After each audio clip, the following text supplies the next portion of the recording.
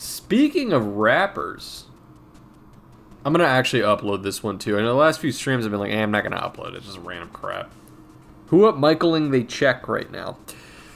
Speaking of rappers, little spoiler alert, but I just designed an album cover for a buddy of mine who's also an amazing artist that you guys should check out. He goes by Hakeem's, his handle on Instagram is Hakeem's Art and Stuff. He's really good. And he goes by Garlic Jr. on Spotify. He just released a tape. He's about to drop part 2 of that tape. And he commissioned me to draw the album art for part 2. The first tape is heat. Sometimes people will tell me, I mean, even people that I'm close with will send me a mixtape. And I'm like, oh boy, am I gonna have to pretend this is good? But he sent it to me, and I listened to it like 4 times in a row. It's really good, and it's like short. It's like a quick listen. It's very good. So check out Garlic Jr. You finally got that BLP kosher deal? No, I didn't, which is a shame because I thought I was in there, baby. He saw my painting and everything. I brought the painting with me because it was really little. I brought it in an envelope to the live show. I was like, I wonder if I can meet him. I wonder if I can... But he just got too big. He's like Drake level now. So, what are you going to do? Maybe some other time. Maybe in the future. I think I got to get my clout up. You know what I mean? I don't have that pull. How's everybody doing? We're actually doing a drawing stream today. Should I switch to the visual? What do you think? I got to tell you guys. I got an ad. Oh no. Oh no!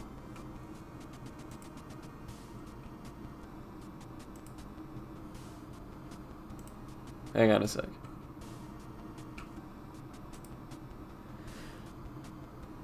Everybody's watching an ad right now? You know what?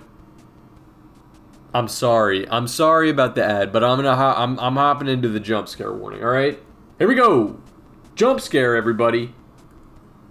3, 2, 1. Jump scare. How you doing, guys? I was going to stream a lot earlier, and I'm going to tell you right now. I ended up playing golf with some friends, which I had never played. I've never played golf before in my life. I got invited to play golf, and it turned into some day drinking, and now I'm back home. So, here we are. We're going to do an art lesson. But I was planning on doing it at like 5, and then I got home at like 7, and then I had to like eat something, and I just kind of sat around. Oh! Just got a sub, baby. Thank you, Rat Lips. Thank you for the sub. That's a good name. Thank you for the sub. I appreciate it. You see them announce the physical edition of Balatro with a Buffoon booster pack in it? Ain't no fucking way. I was actually wondering... That's amazing. I did not see that. I was wondering if they were going to try to do a physical version, but I was like, I don't even see how you... I don't understand how you could. But that's amazing. I would get that just to keep. I want so bad. And I know that probably it would require some... I just need to probably maybe put some effort in on my part. But I would love to draw a Joker for like an upcoming patch of Balatro. Please, Local Funk, please. If you see this, my brother, I will do anything. I'll do it for free. I swear to God. I love the game so much. It actually gave me this like joie de vivre that I don't know. I think I was telling Zach about this, but I just don't, I sent you a shirt in your... Dude! I did get it! Just yesterday! I didn't post it. I was going to make a post about it, but I'll show people it right now, because I have it right here.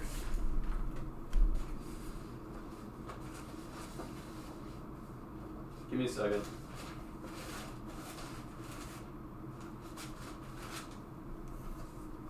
I did get it. Can I read it out here?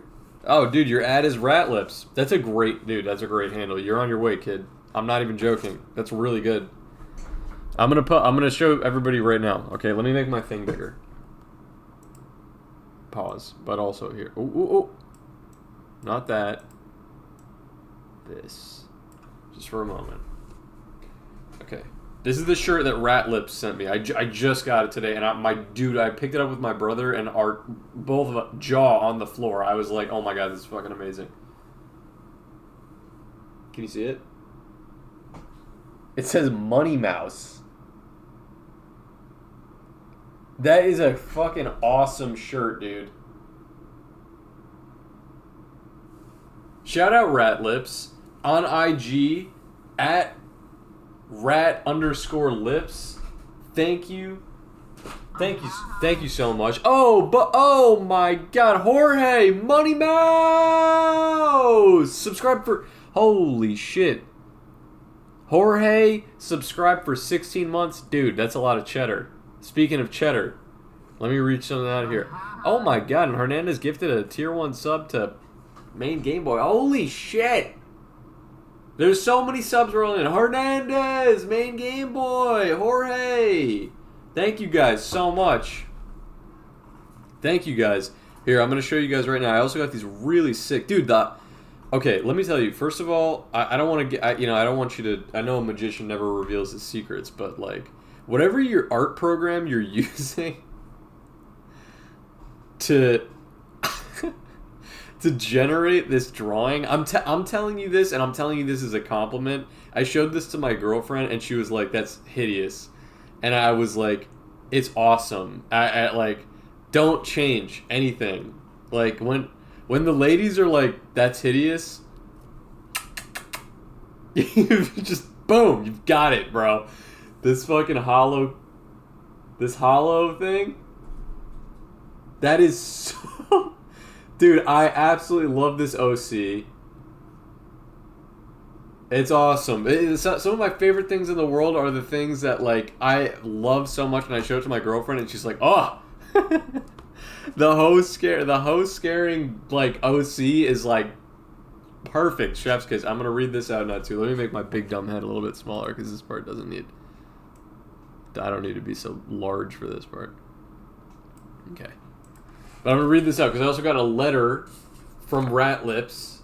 IG, by the way, check it out. Shout out at Rat Lips on the thing. Is it alright if I post a link to the site? Absolutely. I really do like your art, man. I don't know if you use, you must have, what did you use, Blender? Some type of 3D rendering software. You don't have to give away your secret, but it looks great, man. Just 100% keep up what you're doing. I can't think of any other merchandise or artist that looks like this. Please keep going. And this is what they wrote. This is a really nice letter. Shout out Rat Lips. Oh, there's the link right there if you guys want to check out the shirt and get one for yourself. Because I'm a big money billionaire, got one for free. But if you want to get one, 100% you should get one. It's awesome, and it's nice quality too. I'm not even playing. It's really nice. I'm gonna read off the letter if that's okay. It says, "Greetings, Beetle Moses. In this package is an item with a great deal of power. I don't want to get sidetracked, but I'm going to tell you something. In this package is an item with a great deal of power. Interweaved within the fabric of this premium, heavyweight garment are fibers enchanted with severe money-making abilities. Not only will you experience an increase in mental acuity, which I have, but more opportunities for extreme increases in revenue will come your way. I am trusting that you understand the magnitude of what you are holding in your hands. Be sure to use it wisely and stack that cheddar till it stinks, my friend. It would be greatly appreciated if you could share this shirt with your audience. I'm a small artist, and this is my first go at merchandising. Hope you enjoy the shirt." Dude, you deserve to not be a small artist. You deserve to be a big money billionaire artist, and you absolutely will be with time. I guarantee it. If you keep this up, this is fucking amazing. I'm going to post it on my Instagram and Twitter so people can also see it because it's fresh. But it slipped my mind today. I'm sorry about that. And then it says Money Mouse is the richest mouse in the world. And I'm going to tell you something. which is spooky. You sent me this shirt, and I picked it up. Today, okay, I got, first of all, paid from a commission that I was waiting to get paid on, that it had been like a little while. I was like waiting to get paid for that. I got paid for that, and I got this, like, I had this commission opportunity fall into my lap. Another commission. Just since I got this thing. So I can say, I don't know if I believe in all the big money voodoo stuff, but I'm just saying anecdotally, I got the Money Mouse shirt, which is supposedly will more opportunities for extreme increases in revenue will come your way, and they did. Which is actually insane. So, a 100% success rate, sample size 1. So, all this is to say, thank you very much, Rat Lips. Please keep up the good work. Seriously, don't stop. That's my advice to you. Don't stop. You're on your way. Love from Antarctica. I really hope you are from Antarctica. That's awesome. I have, what's really funny. Thank you, first time chatter. You know what's really funny? I actually have here. This is just it's a little bit of like not an ego boost thing, but just it kind of helps me. It makes me feel good sometimes when I'm feeling a little stinky about my art. I wrote down a list, 35 different countries, which is all of the different countries that I've mailed arts to, prints to. Which is so 35 different countries. It's a lot of countries. I think there's like how many countries are there total? There's like 200 countries or something. So what is that, like 15% of the world? 15% of all countries have a piece of Beetle Moses art in it. Kind of insane. Did you get North Carolina on that list? I definitely have mailed to North Carolina. Oh, is it? Oh, around 200. Very, very political topic. Interesting. How many is it exactly? I knew it was around political. What's the over-under? Have you gotten North Korea? I'll tell you everything. No North Korea. I do have South Korea. I'm not even joking. I'm going to list it off. If you live in any of these countries, somewhere out there in your country, it could be your next door neighbor. It could be your own home. There is a piece of Beetle Moses art, all right? Australia, Belgium, Brazil, Canada, Switzerland, Chile, Colombia, Cyprus. That's a contentious one. It is a contentious one. I didn't even know the country existed. No offense, any Cyprians listening, but didn't know it existed, and I did a quick modern history dive on it. It's a little bit contentious. Not recognized by Turkey, I think. Cyprus, Germany, Denmark, Spain, which is recent. I just mailed one to Spain. Finland, France, Britain, Great Britain, Hungary, Indonesia. Like, what the fuck? That was a weird one. I remember you usually write them down when they happen because that was a weird one. Ireland, Israel, India, Iceland. That was another weird one. Italy. I have Japan and Korea. So I have those are three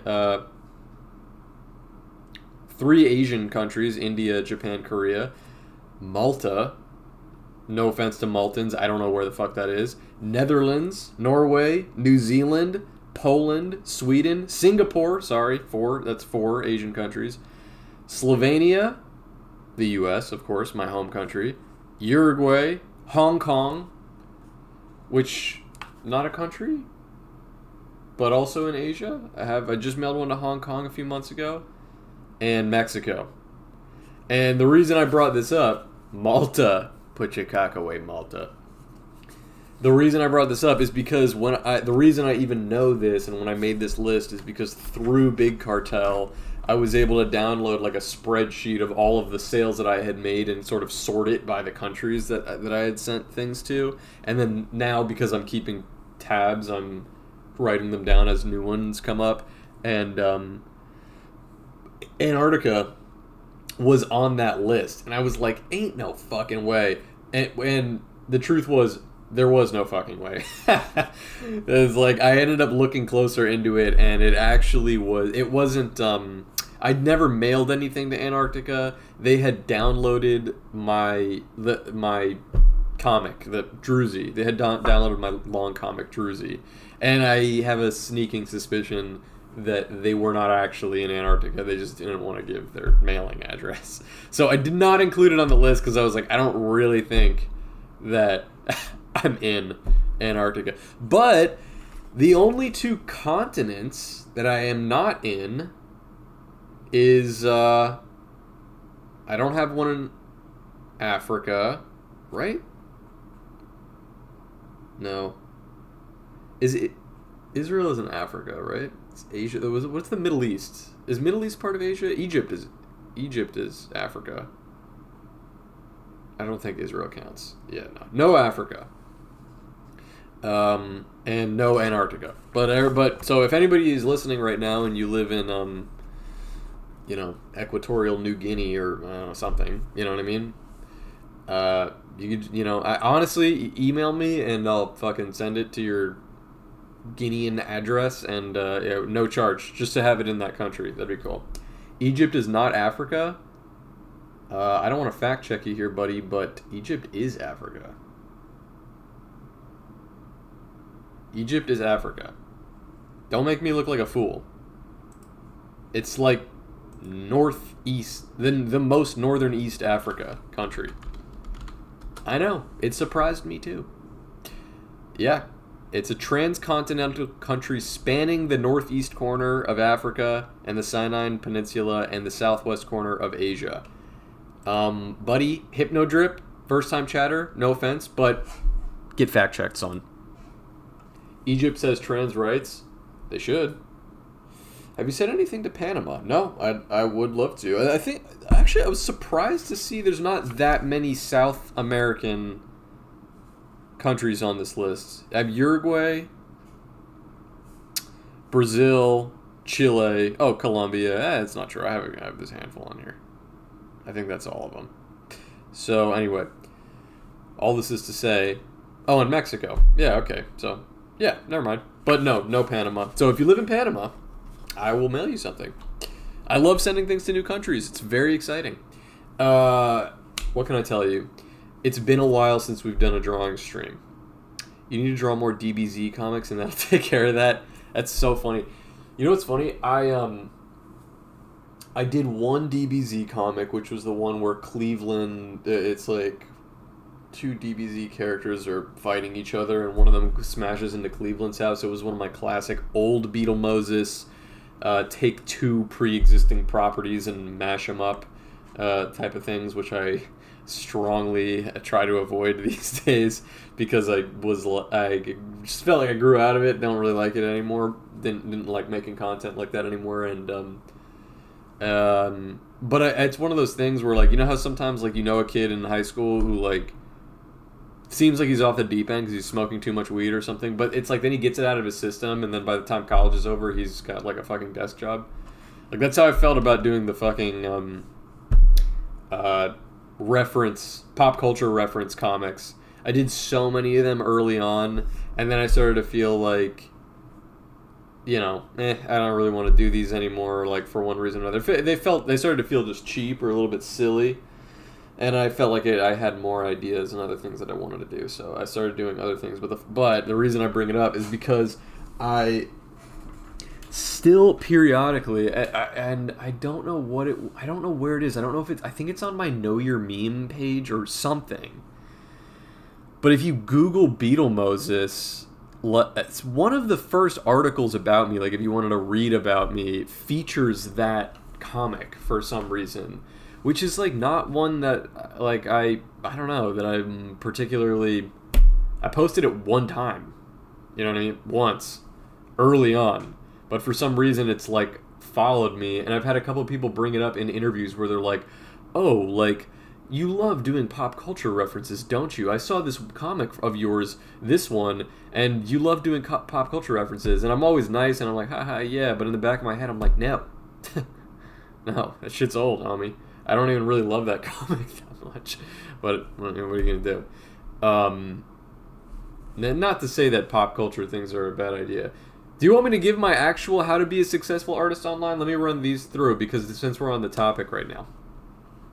You should draw Rick Sanchez doing bong rips. Oh my god, somebody just sent me such a funny Instagram video of like it's like a small time artist that I don't want to tease them, but I don't know who it is, so you wouldn't find them. But really small time artist, and they were just showing how they were drawing like Rick Sanchez in like different styles, but it was the most like mall art, unself-aware, like, you know, baby's first like art, paint pen drawing was like Rick Sanchez with like red eyes or something. And it was so funny because they had like this crazy dubstep music playing. Dude, it was so funny. They had a great page. I thought that they were being ironic or something, and I went to their page and I was like, oh no, this is earnest. This is earnest as it gets, which was awesome. The most iconic BM comic is the Bed Bugs one. Yeah, I really like that one. I really like that one. That's one that I stand by. There's period. I actually just did another like online magazine interview, which is I'm sure coming out in the Bottling Sunshine is in the chat. What do you do? What are you doing right now? Do you want to be on the stream with me? I'm dead serious. What are you doing right now? Are you cooking or are you just sitting at your computer? Because if you're just sitting at your computer, do you want to just join me on this stream? Because I'm literally vibing. I was just going to like draw like random shit, but we could pull up Magma. Chillin'? Do you want to draw with me? Do you want to chat? I'm so serious, dog. Sure, I'll join the stream. Let me know. I got my Discord open right here. I don't have that much to talk about. I could use a special guest. Oh wait, we're not playing Balatro. Let me see. Drawing and cooling. And let me. So nobody was gonna tell me that I had Balatro as my fucking thing. Art is my category.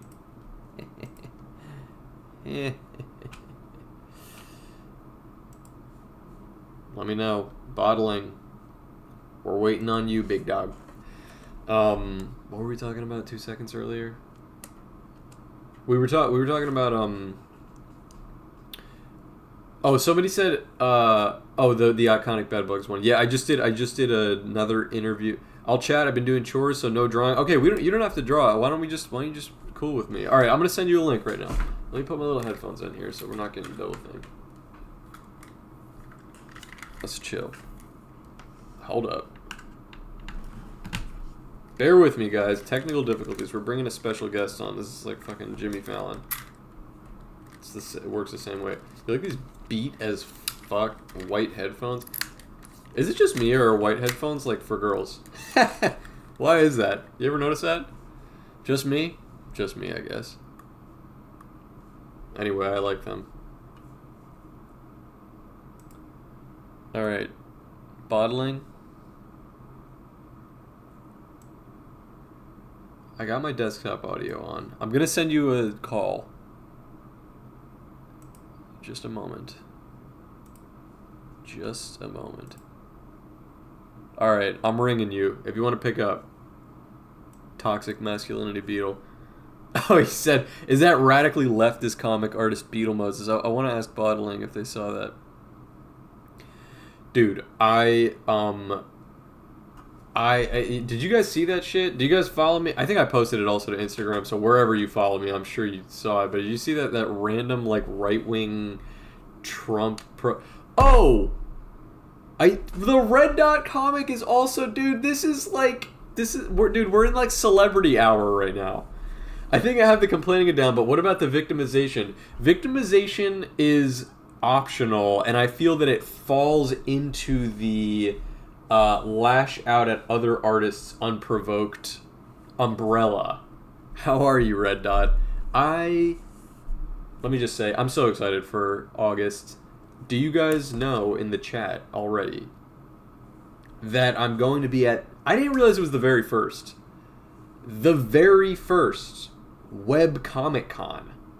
It exists, and it's happening in Detroit or near Detroit in Michigan. So if you live in Michigan, if you live anywhere near Detroit, I'm going to be at that one in August. And guess who else is going to be there? Red Dot Comic. And also Dave of Cyanide and Happiness fames. And also Sarah Scribbles. And also The Awkward Yeti. And also Foul Language Comics. And also Poorly Drawn Lines. And also... there's like so many others. It would like I swear to God, the list just keeps growing. It's like so many webcomic artists. Sarah and Perry Bible Fellowship, dude. I'm literally gonna poop my pants. Perry Bible Fellowship is like one of my all-time favorites. Jim Benton, dude. Like it's like a list of goats. It's incredible. Sarah Scribbles and Nick of the Awkward Yeti fame are co-hosting the event. And it's the very first webcomic specific, I think, convention. Because most comic cons don't even necessarily... It's only a recent thing that they're even now hopping into, like webcomic territory. But, yeah, it's going to be great. Not enough kids these days know PBF. He's the OG GOAT. Dude, PBF is awesome. Hang on.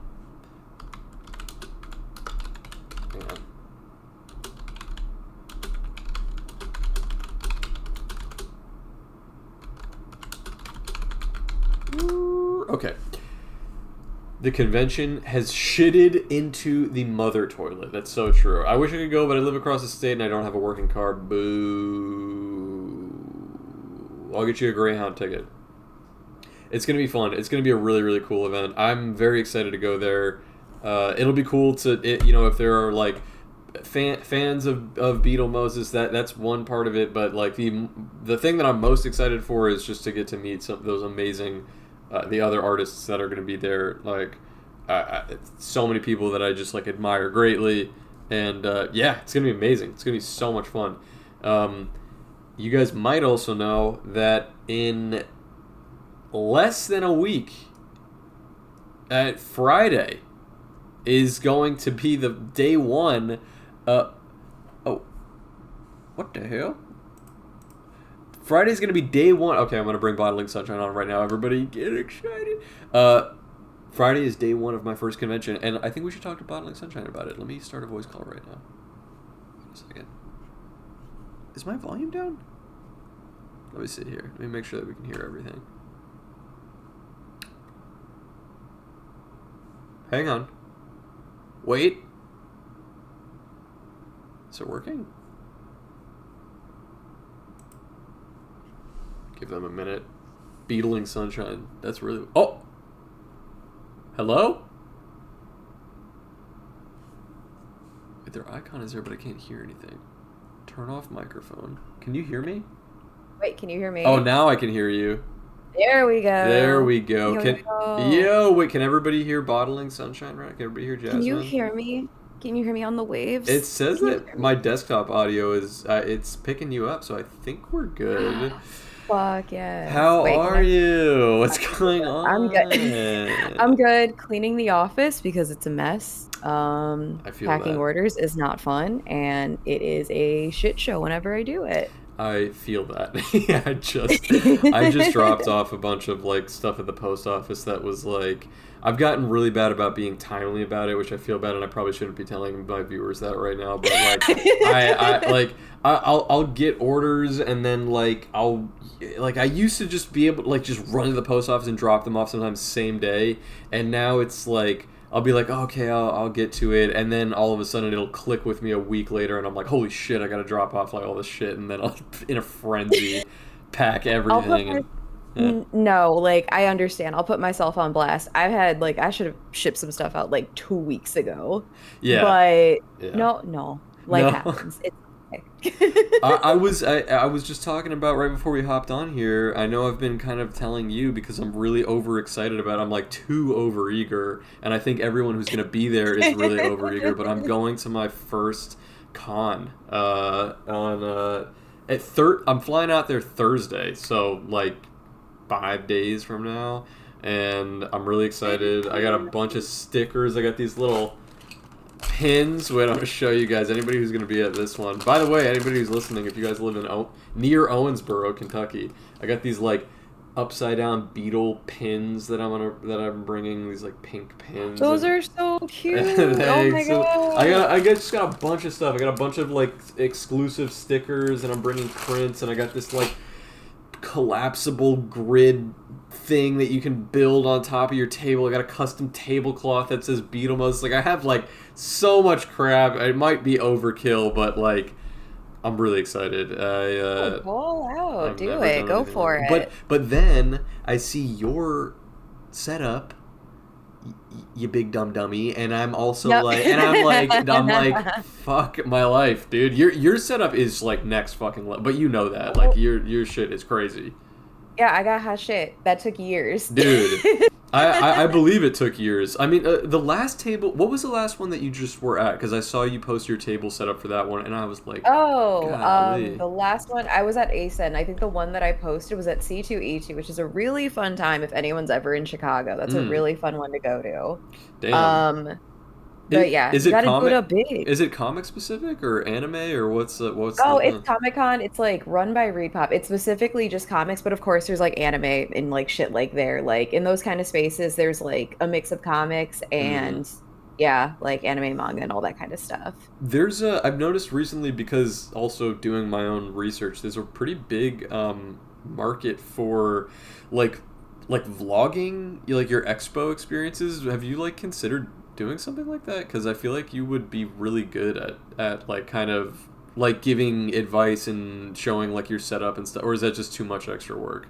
Hey, it's not that it's too much. It's more so I have the hardest time being in front of people. Like when people meet me for the first time, like at my table, like there's no like, oh, they've been liking my stuff. Like there's no like internet or computer in the way. Like I am the worst. So just showing my face and talking to people, like that's something I do want to do.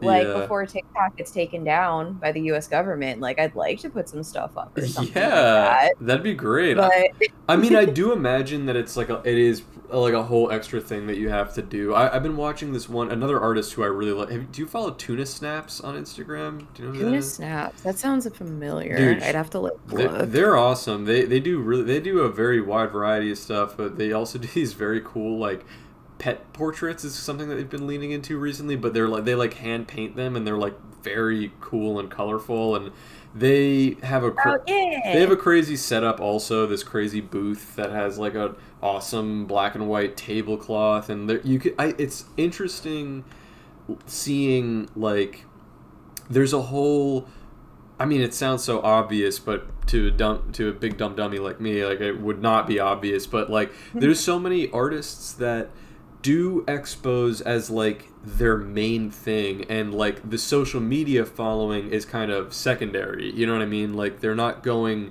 to a convention with the idea like, oh, I have a built-in audience here, so if I go there, maybe there's a chance that I'll meet them. They'll just go and have their table and setup look so good. It sounds so obvious as I'm saying it out loud, but I was like, oh, that's so cool. Like their whole thing is that they just have like a huge backstock of inventory and prints and cool stuff, and then like they just attend like 20 conventions a year, and it's all like traveling and setting up, and then they get invited back because they have a, and I'm like, wow, that's like amazing. It seems like a lot of work, but like you could tell that like they're really passionate about it. You know, it's like that's the type of work that I think is fun to do. It seems fun to me, at least. Oh, it's great because I'd say that's my main job. Like I've taken a step back from doing so many cons, Yeah. but it's really nice to meet people. Like when you're like there, like I have friends that like are consistently just in the space that do like yeah, like 20 or 25 cons Mm. a year, and I can't. I'm not strong enough. Yeah. But honestly, it's fun to do it everything, but my favorite part honestly is just talking to people and meeting everyone. Like people are so sweet. It makes up for any mean comment I've ever read about myself Yeah. online. Yeah. Because when you're actually talking to people, it's like so nice. Like they'll ask you about your process and everything like that. They'll also knock over your entire display because people can't keep their hands to their fucking selves. I'm sorry, I'm lighting people up right now Yeah. every single time.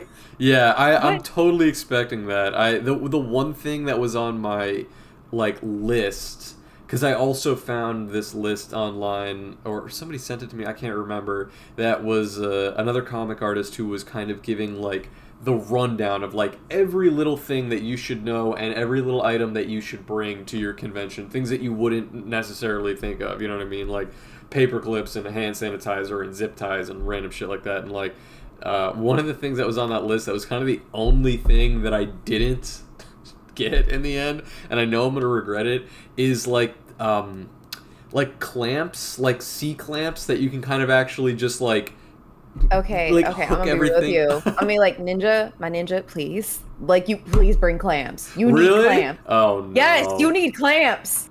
I'm You're s- not wrong. I literally was like, okay, let me try to cut corners somewhere, and I just was like, fuck the clamps. Like, they'll be fine. Like, what's gonna happen? Is it gonna fall over? But now, hearing you say this, I'm No, like, please. it sounds like it is gonna fall over, probably. Uh, I'm just from my experience, you clamps, you need clamps. them. They're very cheap on Amazon. Daddy Bezos will provide. Yes, He will. I did notice that. I mean, I did get a lot of like stuff that I wouldn't have thought of that is helpful. Like I do have those little binder clips that I've definitely needed. The actual grid display, which was something that I got from Tuna Snaps, that other artist who does all these like vlog videos, and I was like, oh, that's so cool because it's just like these metal squares, like grids, like wire, and then these little plastic corner bits that you just like build it together, and you can kind of arrange them in different ways, and it's super travelable. You know what I mean? That was the part that I was like, I couldn't understand. Like, how do people travel with the display, especially yours, because your shit is like fucking dude. Yeah, It's when like the I'm on a circus flight, came to town. It's I have a crazy. golf bag. Like, no, you Really? find ways to bring stuff. Yes, you have to find ways. Like, I think when I'm traveling, when I'm on a plane, I have at least 4 suitcases with me. Oh my god. I'm Or like, you have to start shipping stuff out. It depends on how deep you want to go into this. yeah, It's a lot. I think also I do have in mind that like it's my first one, and I almost feel more like I'd rather, just from like a looking like a normal human standpoint, I'd rather show up and be slightly underprepared than show up and be like make it seem like I was really neurotic about everything. So like I'm packing light. I'm honestly, it's not a huge convention, which is great because like I've attended one convention before that was really big in Orlando, and it was like overwhelming. It made me think like I don't even understand how somebody could set up in something like this.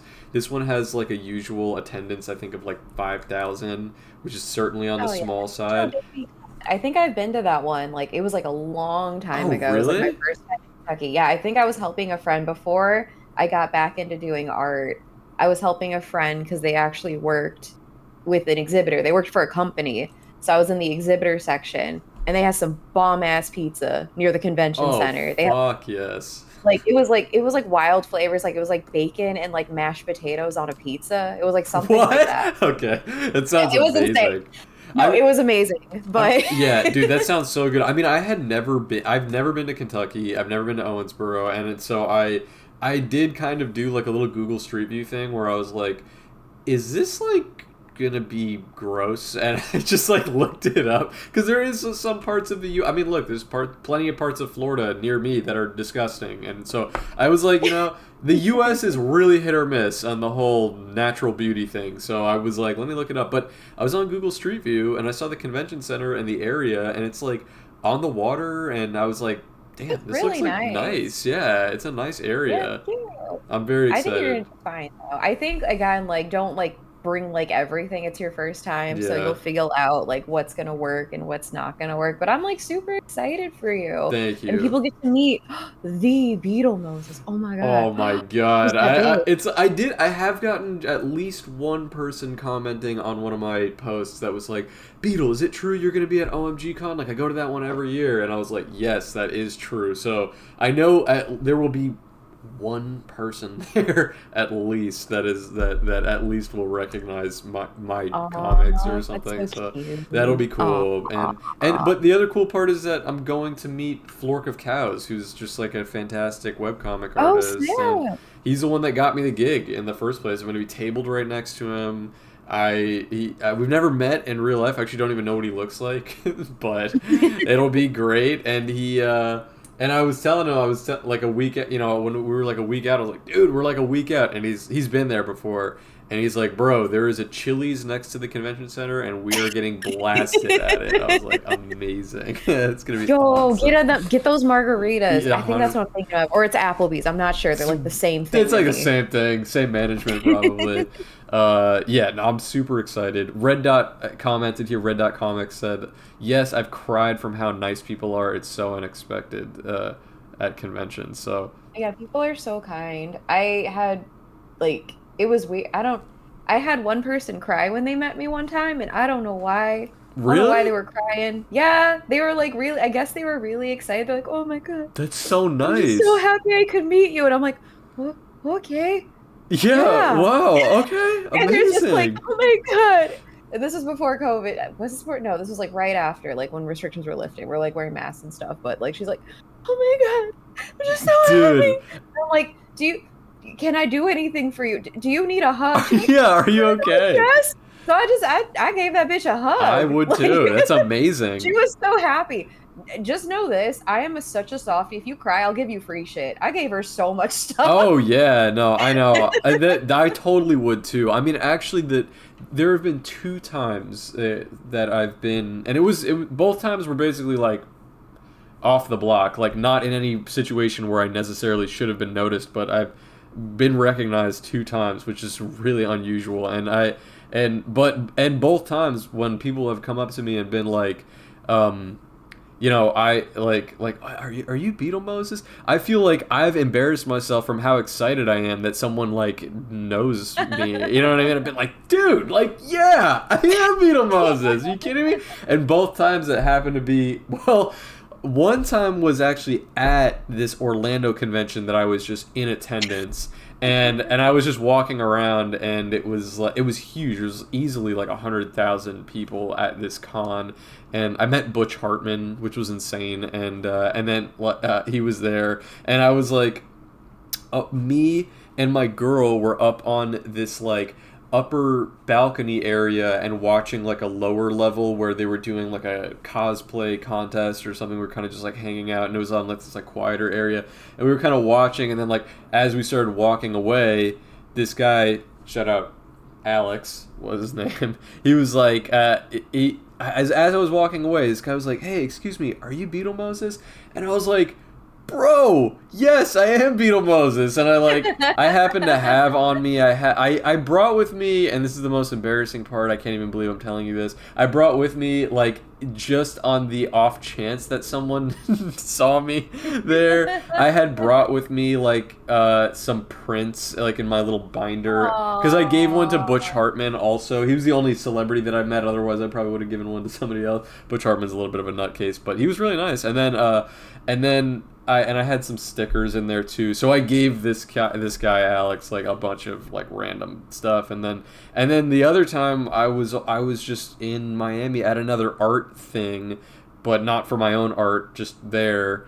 And it was another one where I saw this guy who was walking around with his girlfriend, and he was looking at me, and I kind of just smiled or whatever because I was also just kind of standing there. And then I looked back, and he was like still looking at me, and I was like, why is this guy looking at me? And then he walked up to me and he was like, are you Beetle Moses? And I was like, oh my god, yes, I am Beetle Moses. And then I always have stickers in my pocket, so I gave him, it was like in Ferris Bueller where it's like, you want this gummy bear? It's nice and warm. It's been in my pocket all day. And like, I gave him this fucking crumpled sticker. I was like, here you go. Thank you so much for your support.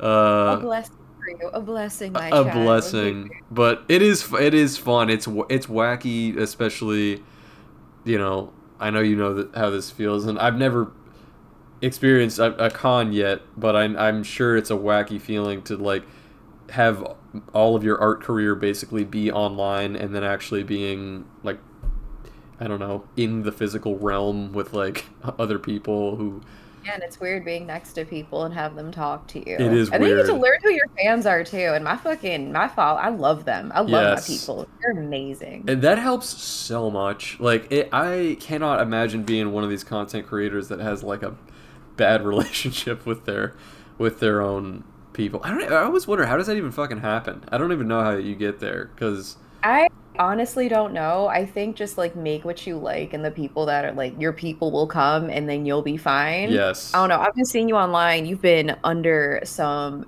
Wait, I'm trying to think. I don't know if you were talking about this earlier, but you've been in like what, like right-wing spaces? They're like talking about your comics or Did something you like that. see Like, I don't that? know about this Beetle Moses guy. Bruh. Does he? I was okay.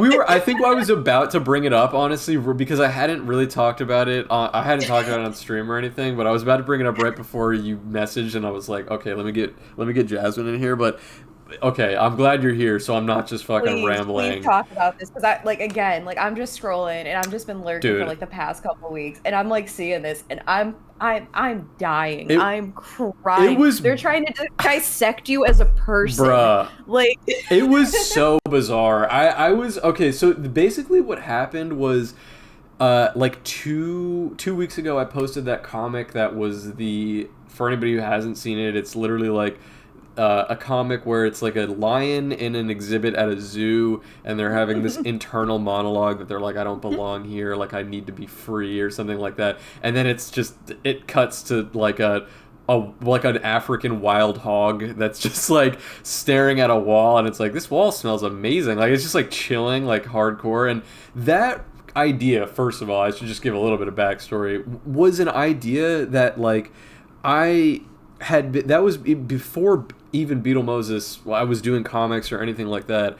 I had joked about that with my parents, and we all, like my family, we just thought it was funny because I had gone to the zoo and had that experience where you just feel like, you see these like majestic, like like lions are just like amazing, breathtaking animals, and they're not being abused. I'm sure they actually live a totally fine life at like most zoos, not every zoo, but the zoo by me, I think they treat them good. And but it's like you feel kind of bad. You're just like they're not supposed to be here. They're supposed to be in the wild. And then you walk away from the lion exhibit, and there's one lion exhibit, and then for the one lion exhibit, then there's a row of 20 different variations of like very similar looking African pigs that like live 6 weeks in the wild and 25 years in captivity, and like they're just like hardcore chilling. And I was just joking. I literally, the punchline of the comic was like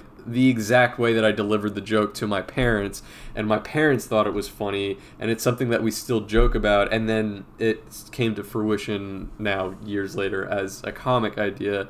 But when I posted the comic, I thought if anybody was going to give me shit for it, it would be like PETA or like an animal rights, like, I don't know, people like that you that would are think. something like that. Maybe even that would have been reaching, but I would have been like, okay, Out of all the discourse, you would think on the edge case it would be that. right. And that was something that I was willing to, if that happened, kind of just like brush off, or sort of, because I just love animals so much. Like no one can tell me I don't love animals, so it's like that. Not that any type of Twitter criticism means anything, but like sometimes somebody will say something that's mean, and you're like, that's mean, but also you're kind of right. You know what I mean? But like most of the time it doesn't fucking matter, and that would have been one of those criticisms that I was just prepared to take on the chin.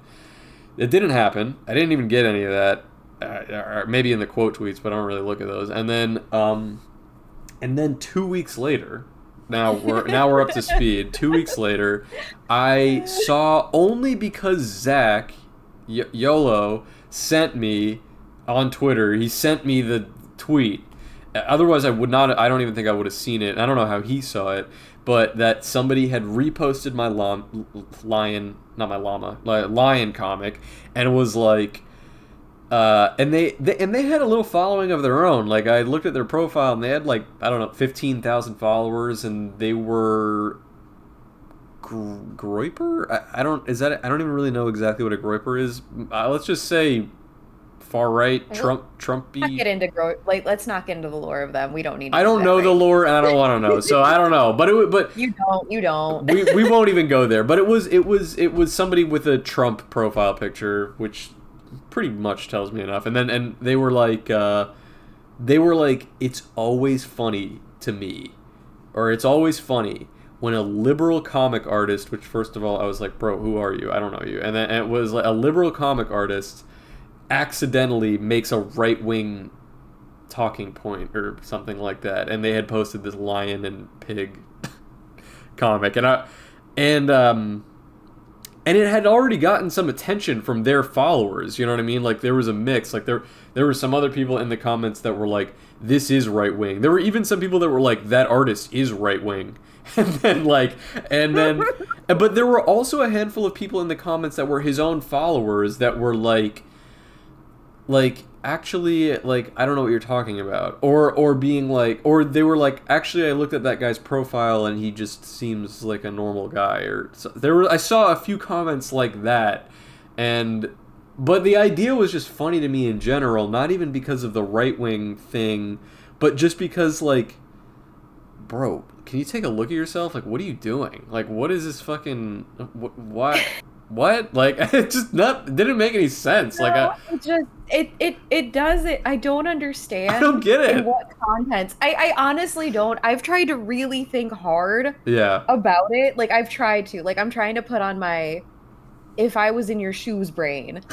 And I can't get it. I remember I think I saw comments like this, like I always knew he was right wing, or I always thought this was a right wing comic, or this, that, and the other. Yeah. And again, I feel like we were talking about like that separation with people, Yeah. and it's always fun when I see people try to analyze like another person by one single image, like their whole Yes. political background, what they believe in, who they are. Yeah.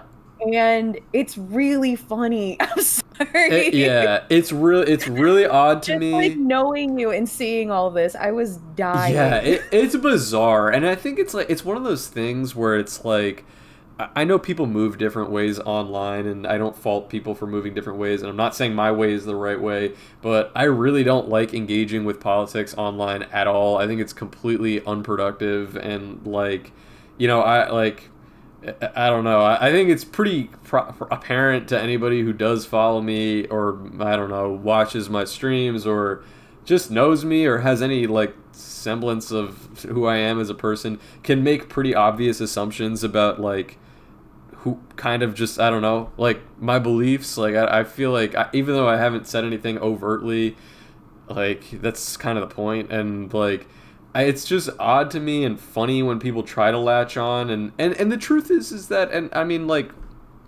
I don't even really feel a type of way if I have followers that are right leaning, like as long as you're not, I don't know, if you're not like spouting some fucking crazy shit, you know what I mean? Or even if you are spouting some crazy shit, I don't fucking know you. Sorry, anybody watching the stream, but I don't know you. I love you guys for watching, but like, I don't know you. It's not my business. And the more preoccupied that I try to be with what other people are doing, the more I feel my brain worms winning. You know what I mean? So I just try to avoid it like altogether. It just doesn't work for me. I don't like debating. I don't like talking about it. I don't think people behave nicely online. There's no such thing as like polite discourse. You know what I mean? We're just way too far gone for that. And yeah, and the truth is that like there's so many political people online, or you know what I mean, that I just don't like, and I'm like, I don't want to be anything like that. So I'm just there for the art. I post my shit, and I leave. And if you want to talk to me one on one, or if you want to make assumptions about who I am, fine. But like, I'm not gonna go on there and talk about blah blah blah blah blah, because it's just like I see people shoot themselves in the foot over it. And anyway, Nope. I'm yapping, but you get the idea. No, yeah, like I said, like your people will come, they'll follow you, stuff like that. You can't control who likes your work and who doesn't, because again, you don't know people. Again, hi Mm-hmm. chat. Very sweet. I love that you're here. Right. Tell my chat this. We don't Yeah. know you. Thank you for liking the stuff though. Thanks for appreciating all the Right. art and Yeah. having connection to it. That's fucking awesome. That's amazing. Yeah. That's and that part's awesome, and that part honestly I like in a way. like it's better for me. It's better for my mental state to just live in a little bit of blissful ignorance where I can just believe that everyone who follows me is based and cool, and everyone who doesn't follow me is fucking lame. So like, I know that if I post something, I don't know. You get what I'm getting at. It's just No, not I just not completely worth get, it. again, it's weird to talk about because once you put it out there, it's out there, and Mm, like you can't control who likes it, who doesn't. And you shouldn't. Like that's not how it works. yeah. So it's fine. Like I get it. Like, ugh, I don't know, no, you're fine. and there's artists and there are people who I admire very greatly who love wading into politics and just or not even I don't even want to say politics. Let's just say arguing online, giving takes, talking about things Ooh, like the hottest takes. the Yeah. hot takes. The you know what I mean. They like beefing with people and like I don't know. My personal opinion is that like I think I said this on podcast. I've said this before and I still think it's fucking true. Viewers at home, you are literally 45 really annoying tweets from being an e-celebrity. That's literally all it fucking takes. You just tweet 45 really dog shit things in a row and you can be famous. And like I think like there's so many people on Twitter. Twitter's built for that. And so all you got to do is do that. And I think that I've seen people skyrocket past me quickly on social media because they're beefing with someone or being really loudmouth or just brash and obnoxious. And the internet, for some reason, loves that short term. And my opinion is that is a total house of glass and that, like, it never Oh yeah, you're like lasts. one tweet away from ruining your life. It feels like Exactly. a lot of the time. Like it's just one take away. Exactly. And that's why I'm just like, let me not post the takes. Like there's no reason and the truth is I don't have interesting takes. I don't think I'm not really that interesting. I like making art, but you know, in other subjects I'm not that bright. You want to talk to me about bugs or dinosaurs or like animals? Sure, but anything else I don't fucking know. You know, maybe you're right. I don't know. So that's Are we it. gonna be drawing a bug or a dinosaur today? Actually, I had an idea. Yeah, I had an idea that I wanted to do for a drawing here. Um, I know you said you weren't going to draw, and you don't have to. But if you wanted to draw in your own time, I think you would I draw this might really well. partake. I might be a part of the art class. I might draw my own. Okay, I had this idea, and I didn't draw it out ahead of time. That I thought was going to be fun to draw together. You know that song that's like, I've been a nasty girl, I've been a nasty girl. Is Yes. is somebody gonna match my freak? Okay, I had this idea. I actually am gonna steal. Okay. You ever hear this thing that good artists borrow, great artists steal? I'm actually stealing this idea because this is Frank Jeff C's away message on Discord, which is what gave me the idea. His away message is, I've been a nasty squirrel, and which is awesome. And I thought I want to draw. I want to draw like a little two drawing of a squirrel that's like, I've been a nasty squirrel, and in the second one it's like, who's gonna match it, or is somebody gonna match my cheeks, and they have like a cheeks full Oh of my, acorns. So that's what I was you're gonna an draw. amazing artist. You're a Okay, so legend. that's what I was You're gonna draw. right. So shout out Frank Jeff C. Thank you for the idea. I probably should have asked him before doing this, but you'd be all right. I think that'll be fun. I came up with the second half, so I don't feel like I'm totally No, you hijacking remixed it. It's fine. You added. It's not a rip. remixed it. So I'm gonna start by just drawing two squares. I think we'll do that because we'll have two separate drawings. Oh wait, let me undo this. 1 second. Let me go grab my tablet. All right. Let's do it. Oh wait, how do I? Should we draw it together, like on Magma, or should we just draw it separately and people can see it in the Discord? I think they walked away. All right, and by the way, if you're at home and you're just watching, you should draw along with us, please. It'll be very fun. You should do it. I'm just drawing two rectangles. Oh my god. Wait, what are we drawing? All right, well, since Where's you the missed it, you tablet? will see. What happened? You got your tablet? Based alert. Here's what I'm gonna do. Let me. I think we should get. I'm gonna show the class real quick. Show the kids at home. Just how to just basic, my understanding of how to draw a squirrel. So we can just get an idea of how we're gonna draw this. So this is just how we draw a squirrel. What would you say? Oh, let's go. Here, okay, you ready? Did you want to draw it like on the same thing, or did you want to draw on your own thing and it'll be a surprise in the Discord when you send it? It'll be a surprise. Okay. I'll drop it. If you want to Okay. share it later, we can, but I want to. Okay, that's good, that's good. I want to be like, I want to be a part of the audience. I want to be a part of the class. Okay, all right, so we'll do that. So, if anybody's watching right now, by the way, if anybody's watching and you've never watched one of the streams before, this is the first time I'm doing a drawing class in a little while, so welcome.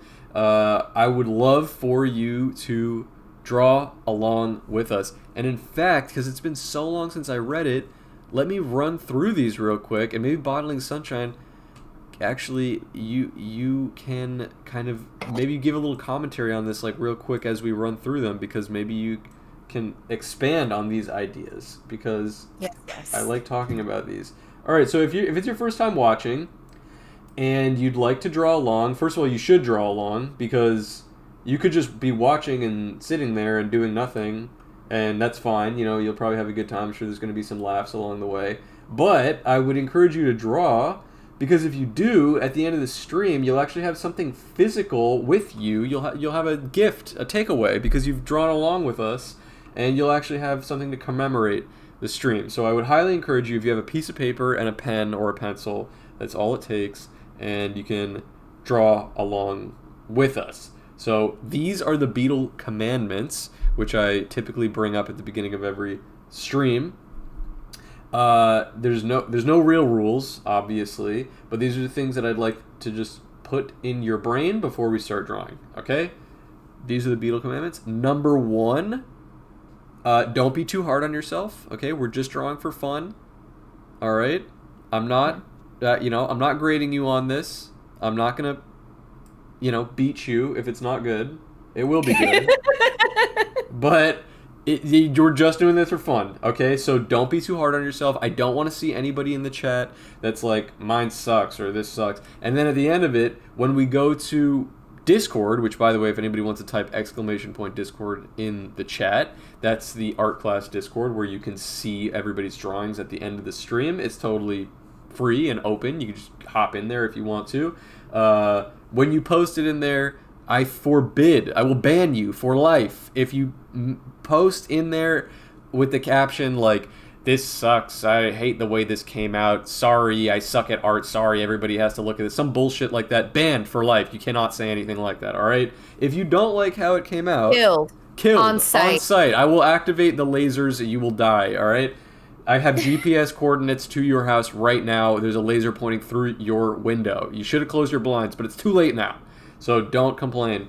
Don't be too hard on yourself. All right. If you don't like the way that it came out, there's a way to say it that's just like, look specifically at it, look critically at it, and try to figure out which part you're not happy with, and then you can ask for constructive criticism or something, but just don't say anything terrible. Do you have anything to expand on that, or do you think that was thorough enough? Something that I still carry with me to this day, like I'm past the like hard on myself, own pace, like all that stuff.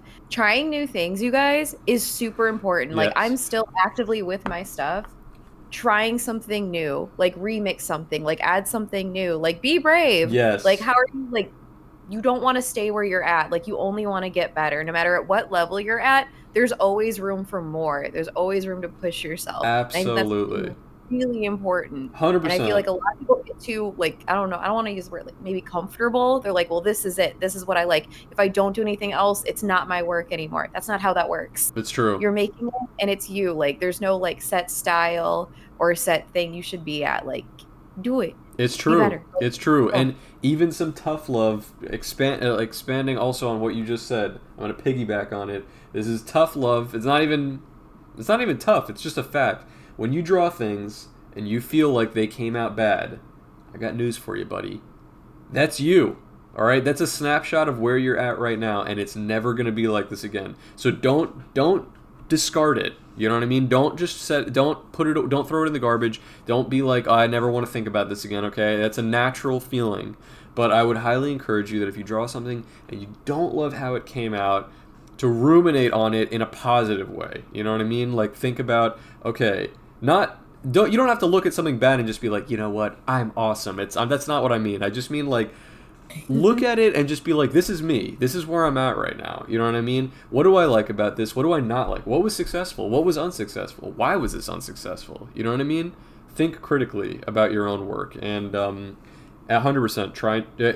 Go at your own pace is number 2. That's self-explanatory. And 3, try new things. It's how you get better, which Jasmine I think just explained perfectly. That's true. Try new things. I mean, you're gonna get better. The more that you practice, the more that you flex something, the more that you try drawing something new in a different style, do it. I saw somebody also, by the way, somebody said, I like the new commandments, but I miss the Indian guy. I don't know if you guys noticed, but the Indian guy is still in this image. Did you know that? Wait, is he? Yes. Yeah. Where is? Okay. He's there. Does anybody in chat, do you see him? I'm trying to find him. Oh, this is messing me up. Okay, wait. Is that? No. He's there. Let me. All right. Oh my God, he's massive. Oh my God, I saw the teeth first. Oh my God. He's still there. He's still there. He's just at very low opacity. Oh my God. He's always there. He'll be with us forever. When I made this new drawing, I was like, he has to be in the new drawing. I was thinking about that. Oh my God. I was like, oh yeah, like I do. I've never, wow. Yeah, he's there the whole time. He never left. He's still with us. That's so poetic. That's beautiful. I know. I couldn't lose him. He was too iconic. Anyway, so let's do. Okay, so those are the commandments. Everybody, if you're watching right now and you still haven't picked up a pen and pencil, pick it up. Pick it up. Pick it up. Go get a freaking sticky note and draw it on that. Let me take a drink of water real quick. I need you to riff for 30 seconds, Jasmine. Oh, anyway, I hope everyone's been having a great day. Everyone stay hydrated. Like, everyone's got, like, a really positive energy in here. The class is in session. It's going to be a good one. Oh, yes. Harris, you do look like a professor that's on the edge. Like, this class is the only thing that's holding you together. It's like, true. This thing, like... No. That's true. I should mention, I was mentioning before, I went golfing for the first time today. Fancy, the rich man sport. Dude, it was crazy. My friend, he kind of hooked it up. I paid nothing, which is insane, but which was crazy. But he's like a semi-pro golfer. Excuse me, sorry, I'm burping up a storm. But he's like a semi-pro golfer, and it's like he fucking owns the place. And I had never gone before because I was like, fuck golf. But I went there. And it was fun, and we got into some day drinking and all that, and that was hours ago. So now I'm just like, yeah, I'm on the brink of disaster. I'm really glad you're here, otherwise I think this stream would not be going so hot. Anyway. Oh, sorry. I'll stream again one time. I promise I'll be back at it. I'm sorry. I was also missing your streams, dog. I was also like, where's Buddling Sunshine? But I'm glad that you're back. I'm excited for you to start streaming. Yeah. All right, let's start by drawing. Okay, before we even get into the actual cartoon, I'm just gonna draw a squirrel, real basic. Like, you don't have to copy along at home, but just to show you how I imagine a squirrel looking, basically. Like, I've got these 2 little ears, obviously. Eyes. Right? A nose. That. Some buck teeth. Jesus, he looks horrendous already. Okay, and then I'm going to make he's so cute. He's kind of cute. And then I like making their little, like, hands. You know, he's kind of doing that. I probably shouldn't put it this way, but it's like those little gay hands. Do you know what I mean? Yo, like, because it's like, they're, and the thing. Like, no, you got it. No, you're not wrong. Probably shouldn't be saying that during Pride Month. Sorry to any gay people watching. No, it's for Pride. No. This is Pride. Okay, and then I draw the little feet like this. I usually draw it like this. Like, that's not a very good foot, but it's all right. This is just I'm just showing. This is a reference of how I would normally draw a squirrel. not doing anything really funny or interesting. And then I make this sort of, it's a big question mark shape curly Q. And then I would come down here for the tail and bring it up and over. And that's a squirrel. So basically looks like a, don't forget the fat nuts. Well, we'll get to that in a sec. So this is a practice squirrel. Now we need to draw something that looks okay. It's going to go in here, and I want first I need to caption it. I've been a I'm seeing a master at work. This is crazy. A nasty squirrel. I've been a nasty squirrel. Okay. Now, here's the thing, which would probably help. Let me see if I can import something. Who's the guy that dances to the I've been a nasty girl? How do I find that guy? I've been... You know what I'm talking about? The white guy?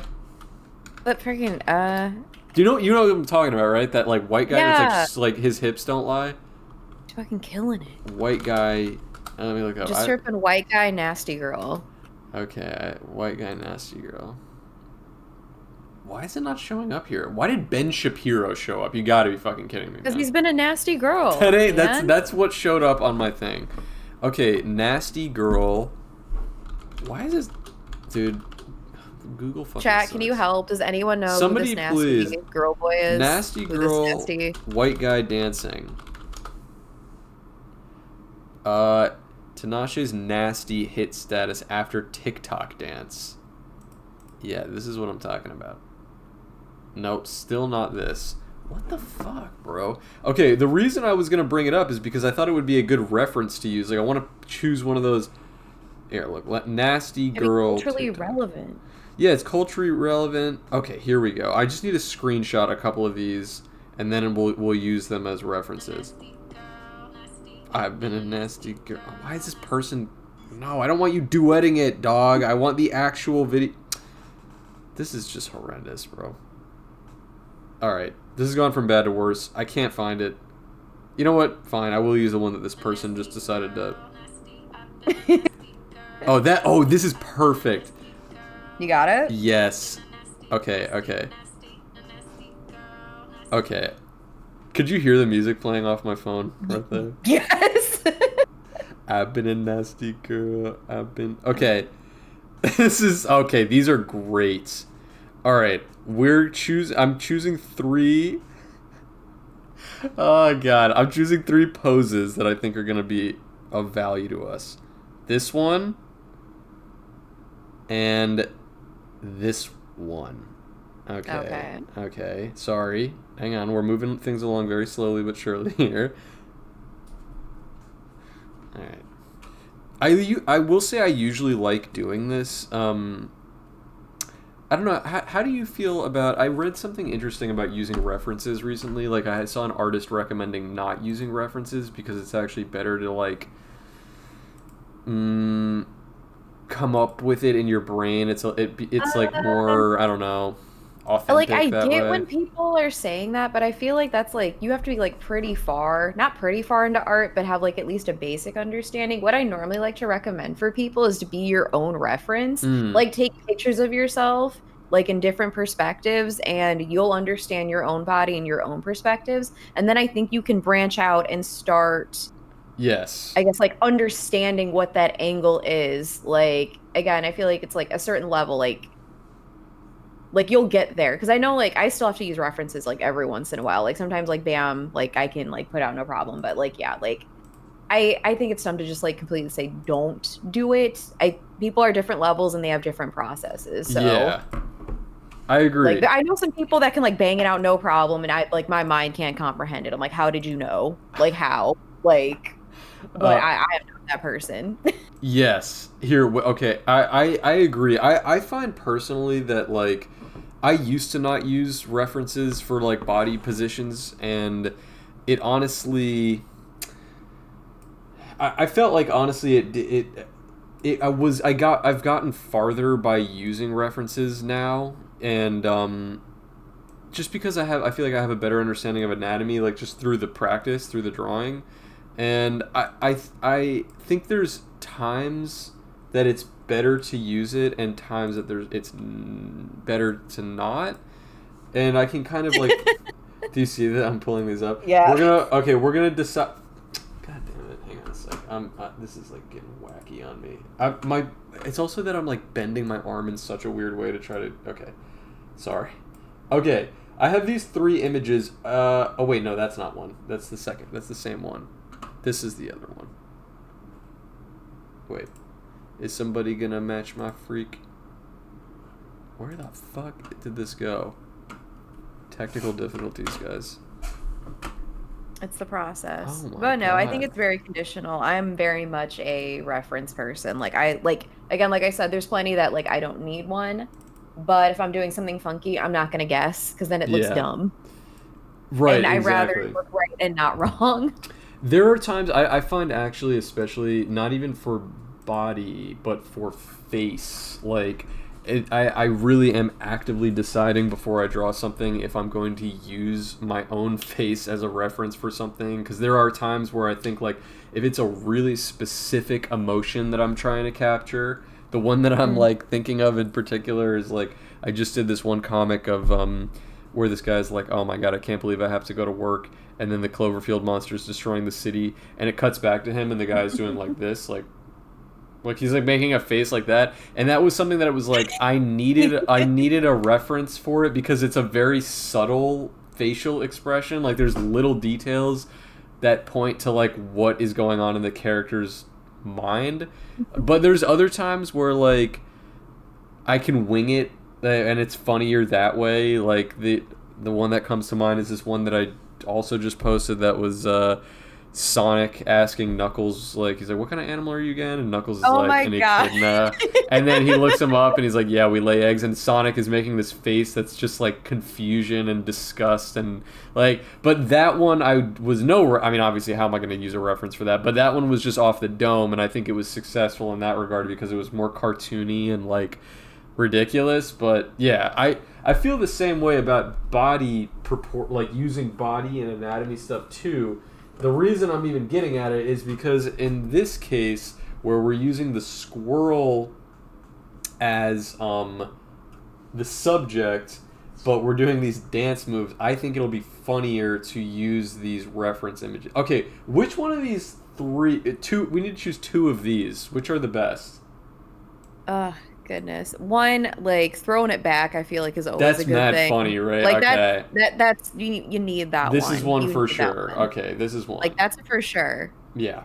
Like like that, unquestionable. The next 2 are kind of I think I like the head down thing a little bit more. There's something head down feels good. Like I feel like again, like I really like the head down because I feel like it adds something, like you're just like looking down, maybe like a little half lit, like yeah.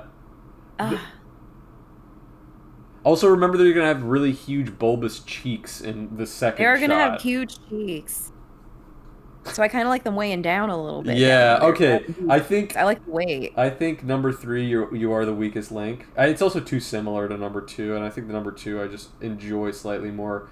I wish this was not the video that I found with this random chick in front of it, but that's okay. I think we still get the idea here. Okay. No, not my Discord. Hang on. Close out of that. Perfect. Oh. My shit's tweaking. This is the one.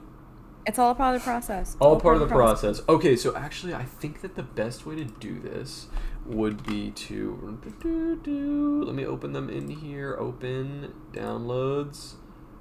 Hit 1. That's it. Okay. And... Yep. And... File. Open. 2. Sorry, is this like literally watching your like 75-year-old uncle like use a computer for the first time? The process. I love it. It's great. All right, so you got that real professor thing going on. Nice. Oh yeah, yeah, literally. I think we're hitting a little too close to home here. All right, so we're gonna copy this pose first, which we're just gonna flip back and forth here, but let's actually start by doing this. I think this will help me in my head canon. I'm gonna make another layer, and I'm going to try drawing the skeleton, or like, let's see, here's the head. This sort of other shoulder is kind of cheated back there. Back, hands on the hip. Also, you know what? Something that I forgot and I should bring up. One thing that I always like to do, guys, is it's kind of hiding in this case. But when I'm drawing a stick figure, I'm never drawing it like this. I'm always, or I don't mean an actual stick figure, but when I'm drawing people, I'm drawing the shoulders and hips as well. That's an important thing when you're drawing anatomy. That was something that I kind of had to learn along the way. But the shoulders and hips are a really important part. So let's draw the hips, line connecting. Here's the arm and hand, and then we're in this crouch position. So now I'm going to kind of copy that stick figure in this drawing. So let me make another, I'm going to make another drawing here. Now guys, if you're using a pencil at home, like before you use ink, if you have a pen and a pencil handy, I do think that this will be helpful. Not totally necessary to do this part, but I think you will find it easier to build on top of the stick figure. That's usually what I do when I'm drawing people, and in this case, a squirrel. So we're actually going to make this a bit more squat. So let's make the brush size a little bit bigger. How's that? Let's go. Yeah, that's good. Okay, so I'm going to start with the head, which is going to be this circle. I'm making it slightly larger, obviously. Okay, shoulder down. Want the back kind of, you know, they're kind of like arching a little bit there. Here's the other hip. Let me flip back here and look at this drawing. Okay. All right. And then they have short, stubby legs, so I'm also kind of cheating the legs a bit to fit my squirrel pose. Ooh, wide stance. Wide stance, and then we'll probably put that's their little hand. The other arm is kind of cheated, so I'm not even going to bother with it. I'm now going to bring the opacity way the fuck down on this layer, so it's just barely visible for you kids at home. And then I'm going to make another layer, and I'm going to draw on top of it. So now we're actually going to draw our squirrel. So I'm going to start with an ear. This idea is just perhaps my best. Okay, let's see here. I think also he's kind of facing the camera, and I love that so much. Okay, so Is he mogging? he's kind of he's like kind of smart. He's really selling it. You know what I mean? It's like always. I think. Oh wait, I'm seeing. I'm trying. Okay, no, we're not. I think dancers He's are so powerful. He's so powerful. I think dancers are always like that. You want to sell it with your facial expressions a bit. So it's like even if you know the moves aren't exactly right, you want to look like you're confident while doing it. And this guy is doing exactly that. He's selling it. All right, so I'm gonna go. I think squirrels have pretty wide set eyes. So here I'm gonna draw the top of the head and another ear. They have these really beady black eyes. So make two of those. Yeah, they're like on either side of their head, like on the sides. Exactly. I'm going to give him pretty decent sized cheeks here, but not totally connected. And then his little snoot. And then, what a squirrel... I can't remember what squirrels' noses look like, so I'm just giving them this little T.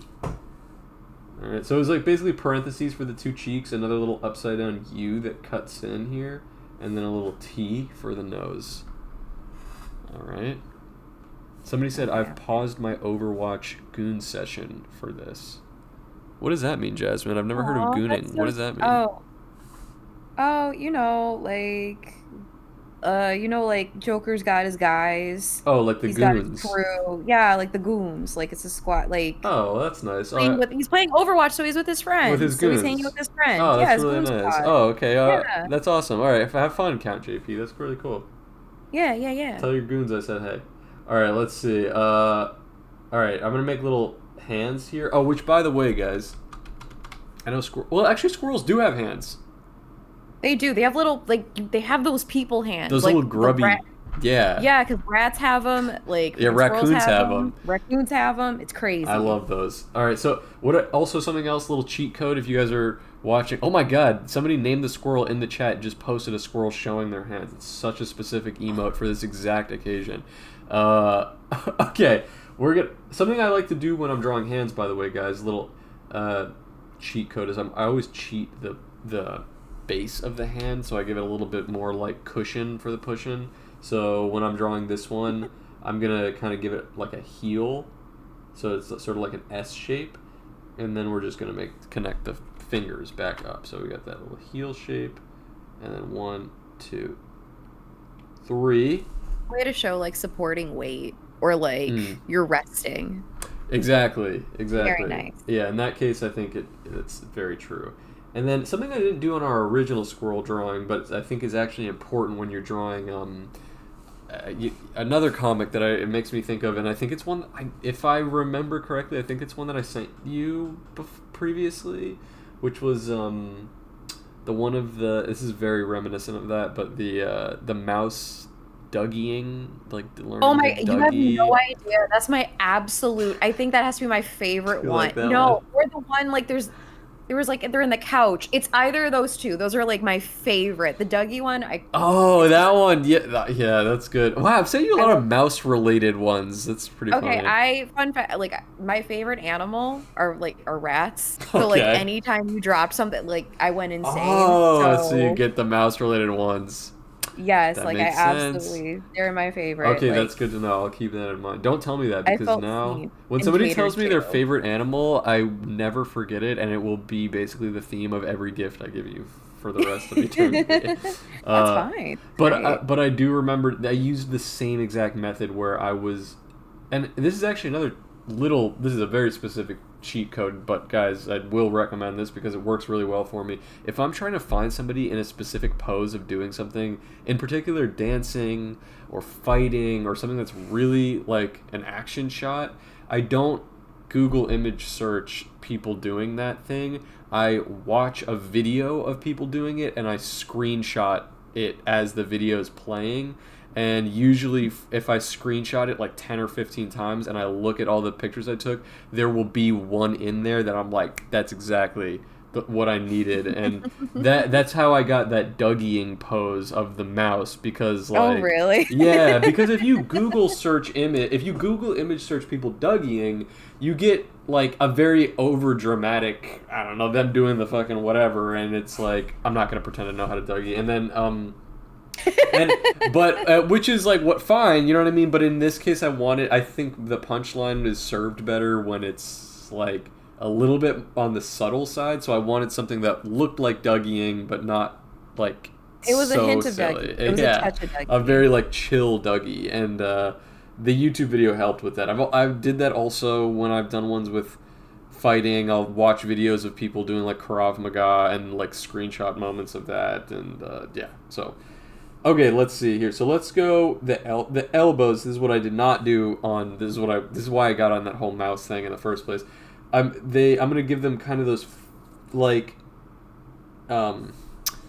how do I explain this? Like they have skinny like legs. They're like but like you kind of make them. You gotta like cheat them and make them look a little chubby. How do I explain that?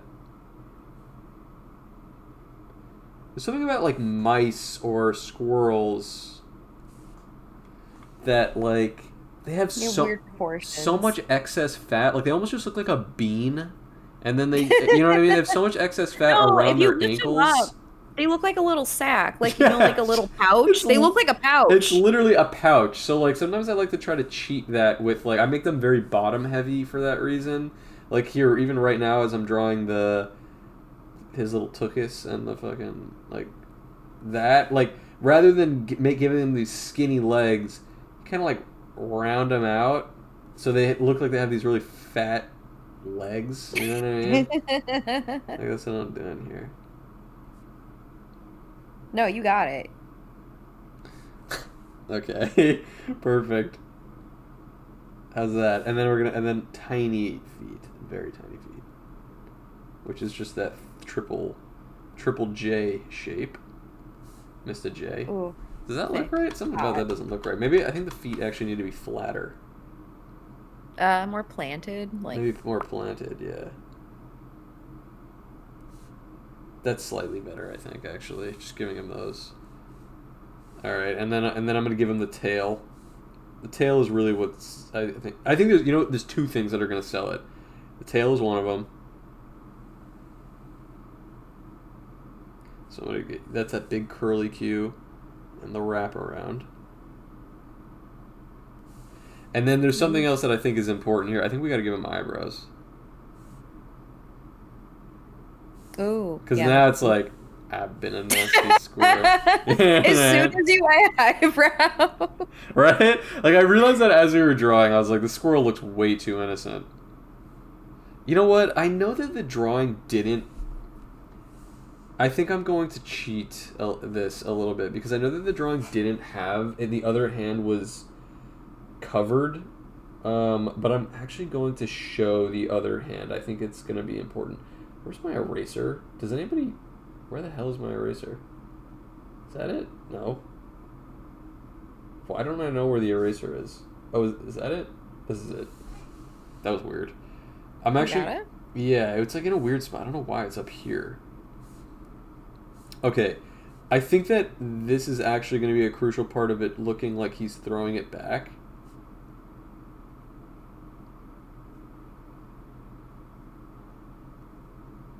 See what I mean? Ooh, yes. You know what I mean? Yes. It's not visible. You gotta add. Yeah, it's not visible in this image. You can't see it, but we all know it's there, and I think it kind of gives it that little extra something. All right, let me get rid of the low opacity layer, which is that.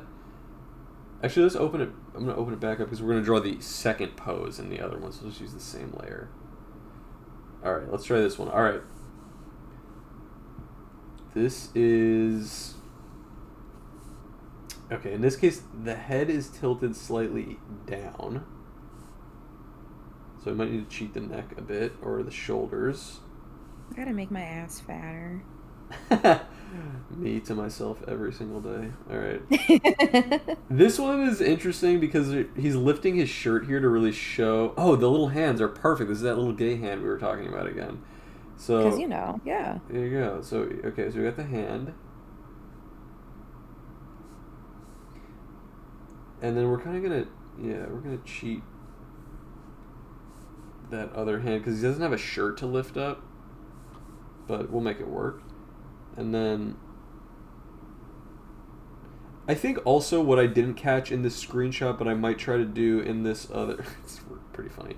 But I think what I might try to do in the drawing is actually put the hip on a little bit more of a swivel. Like, I think having the hip on a tilt is going to really sell it a little more. So, even though it's straight in this screenshot, we all know what those hips are doing. So I'm going to...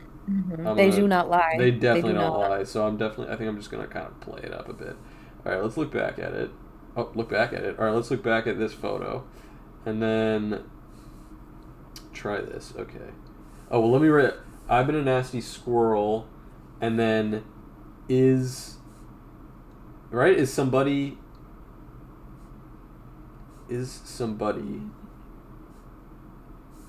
gonna match my cheeks? Which is kind of like a double entendre in this case. Okay. Beautiful. And we're gonna... Alright, and then we're gonna go back to this layer, which is the low opacity. Okay, let's draw this pose again. So we're looking down here. How's everybody doing? How's the chat doing? Are you guys following along okay? I haven't really been doing a good job of keeping an eye on chat. All right, let's look. Let's see, how's everybody doing? Who's Will Wood? Probably a Will Wood fan? Will Wood. Who is Will Wood?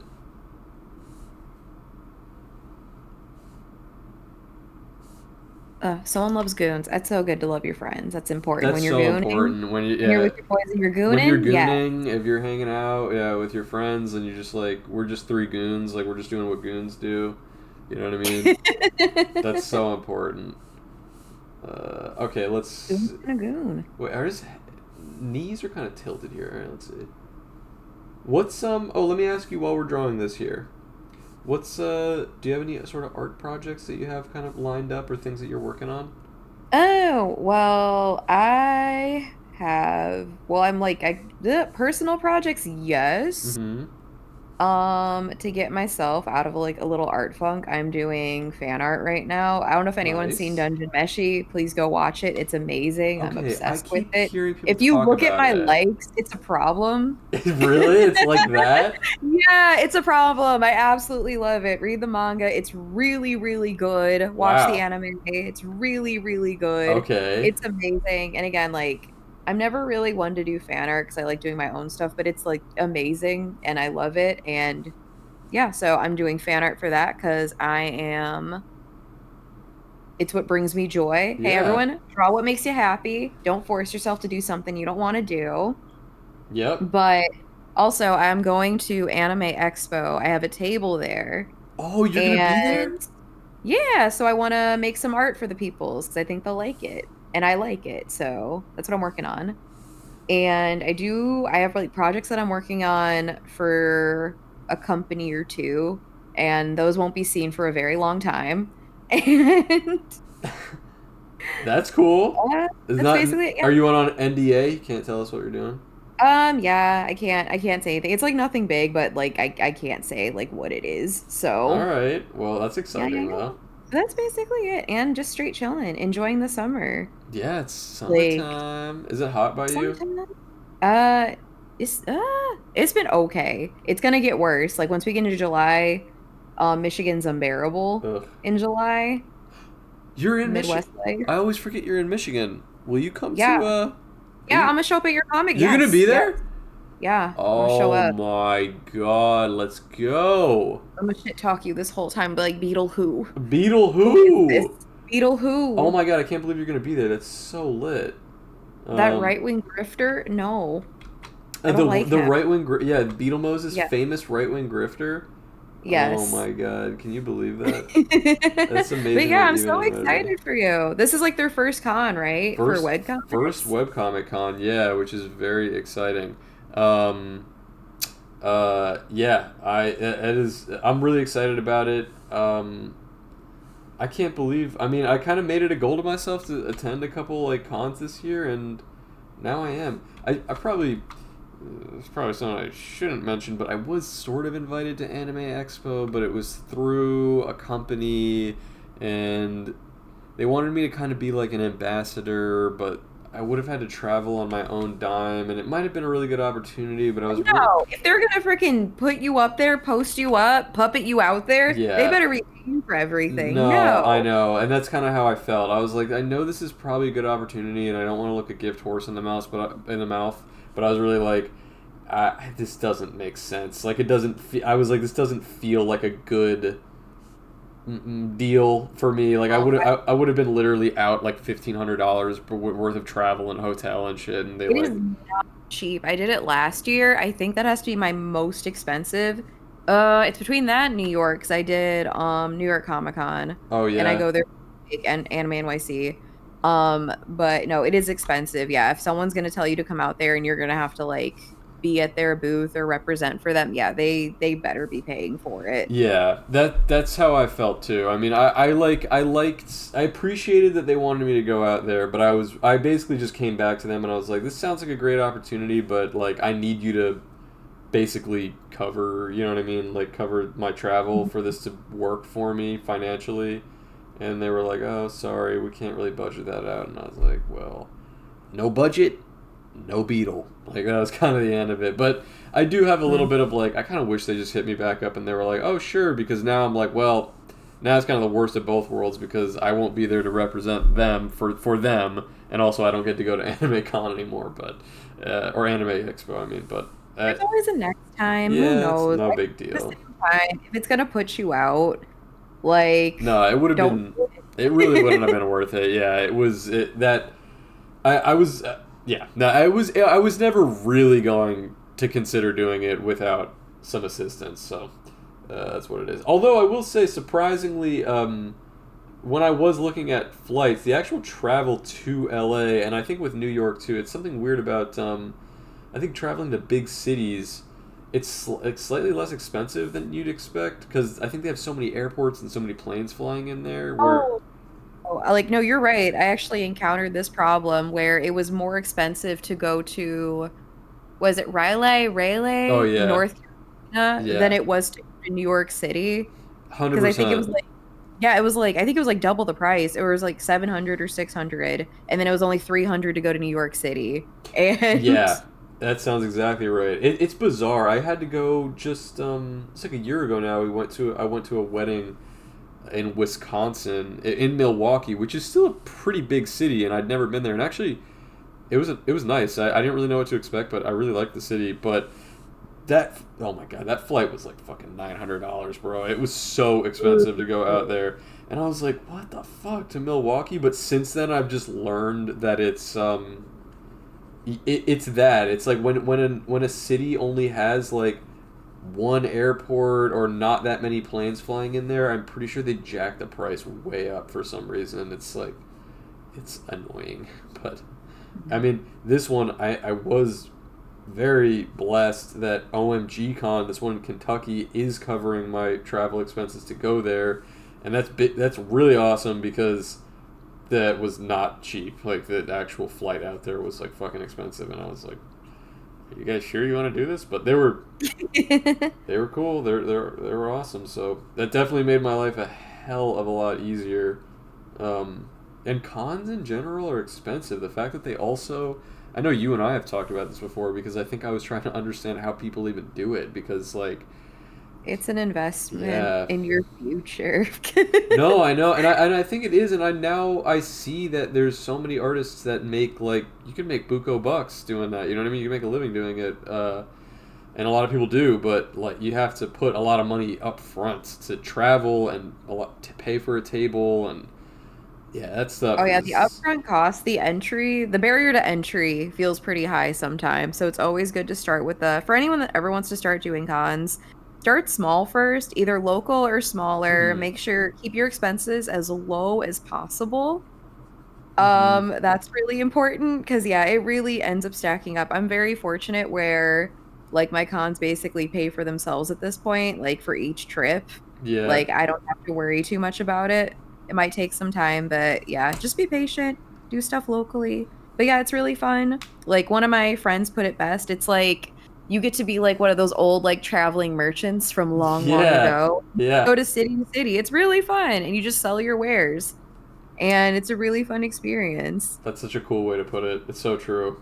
And yeah, I mean, I'm excited about that. I honestly would like to. I've had it in my mind for a while, and I don't know what it's going to be exactly yet. But I want to make some type of merchandise that's like an unusual piece of merchandise, not just a T-shirt or something, but something that's like people are like, oh, that's weird. Like, I don't see that many people selling something like that, but like, I don't know what I want it to be exactly yet. And that would be fun to sell at a con. Like, have an item that I know nobody else is selling there.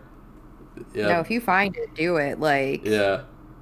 Well, I did just start. I just designed a sketchbook, like which came out kind of cool, and that one kind of scratches that itch a bit. But I don't have them on me. Those are like made to order. It'd be cool to like place a back order and then travel. That'd be cool. Beetle Moses soda. That'd be interesting. What would that taste like? That'd be good. Beatles? Beetles? That'd be Beatles. good. I'll do the novelty. I'll do Beatles. I gotta say, I am so excited. Oh, first time chatter, Secret Squirrel 75 says you summoned. Uh, I am so excited to see your version of this. I feel like I really like the way my second one came out here. You can really tell that there. You know what I'm gonna actually do to help like sell it a bit is I think mine came out kind of like Moomin. like Moomin. Like Moomin-esque body. That's I don't know awesome. why. Like it got like kind of dumpy bottom heavy hippo-y. So I'm on that Moomin tip right now. Wow, I cannot wait to see that. That sounds great. Yeah, I'm kind of happy with how mine came out too here. Let's see. Yeah, I like the cheeks. I'm trying to decide if I want to like add more. Maybe I'll put some shading on the cheeks a bit. That might help. Oh, I see you got the wiggle lines for that gyrating. I Yeah, I see. think that might sort of help translate the movement, the motion of It the helps. ocean. Bam. Moomin Rider. Yeah, that looks good. Moomin. Moomin is Oh my freaking God, your dope. squirrel's so freaking cute. Oh, I thank love it. you. Yeah, I Oh, like. Moomin's amazing. Everyone, if you don't know what Moomin, go look up Moomin. Moomin's amazing. There's the cutest thing ever. They're The characters so are cute. super cute. The style's cute. I it it's cute. It's I very can't cute. describe it. It's very pleasant. It is a hippo, right? Is that what it is? Yeah, it's a A hippo. little Moomin's a hippopotamus. hippo. And they got little freaking people friends. It's so cute. They're Um. so cute. Oh, you know what? I never finished this thought, but something really unusual about going back to that random like right wing person that was trying to tell me that my comic was right wing or whatever. Something that was really unusual about it because I kind of broke my rule of responding to shit like that because I usually just am like, it's usually not Okay. good to respond. Usually, Yeah, you like, normally stay pretty silent, like about all that stuff. well, yeah, I try to avoid it because a lot of those people are just demented, and I don't want to like I don't know, poke at a hornet's nest, and just by interacting at all, that who knows, then I get a bunch of people in my DMs or my mentions or whatever. Like, there's always that risk, and the risk is certainly not worth the reward, like, ever. But in this one case, I was kind of like out of my right mind, just like let me just respond to it.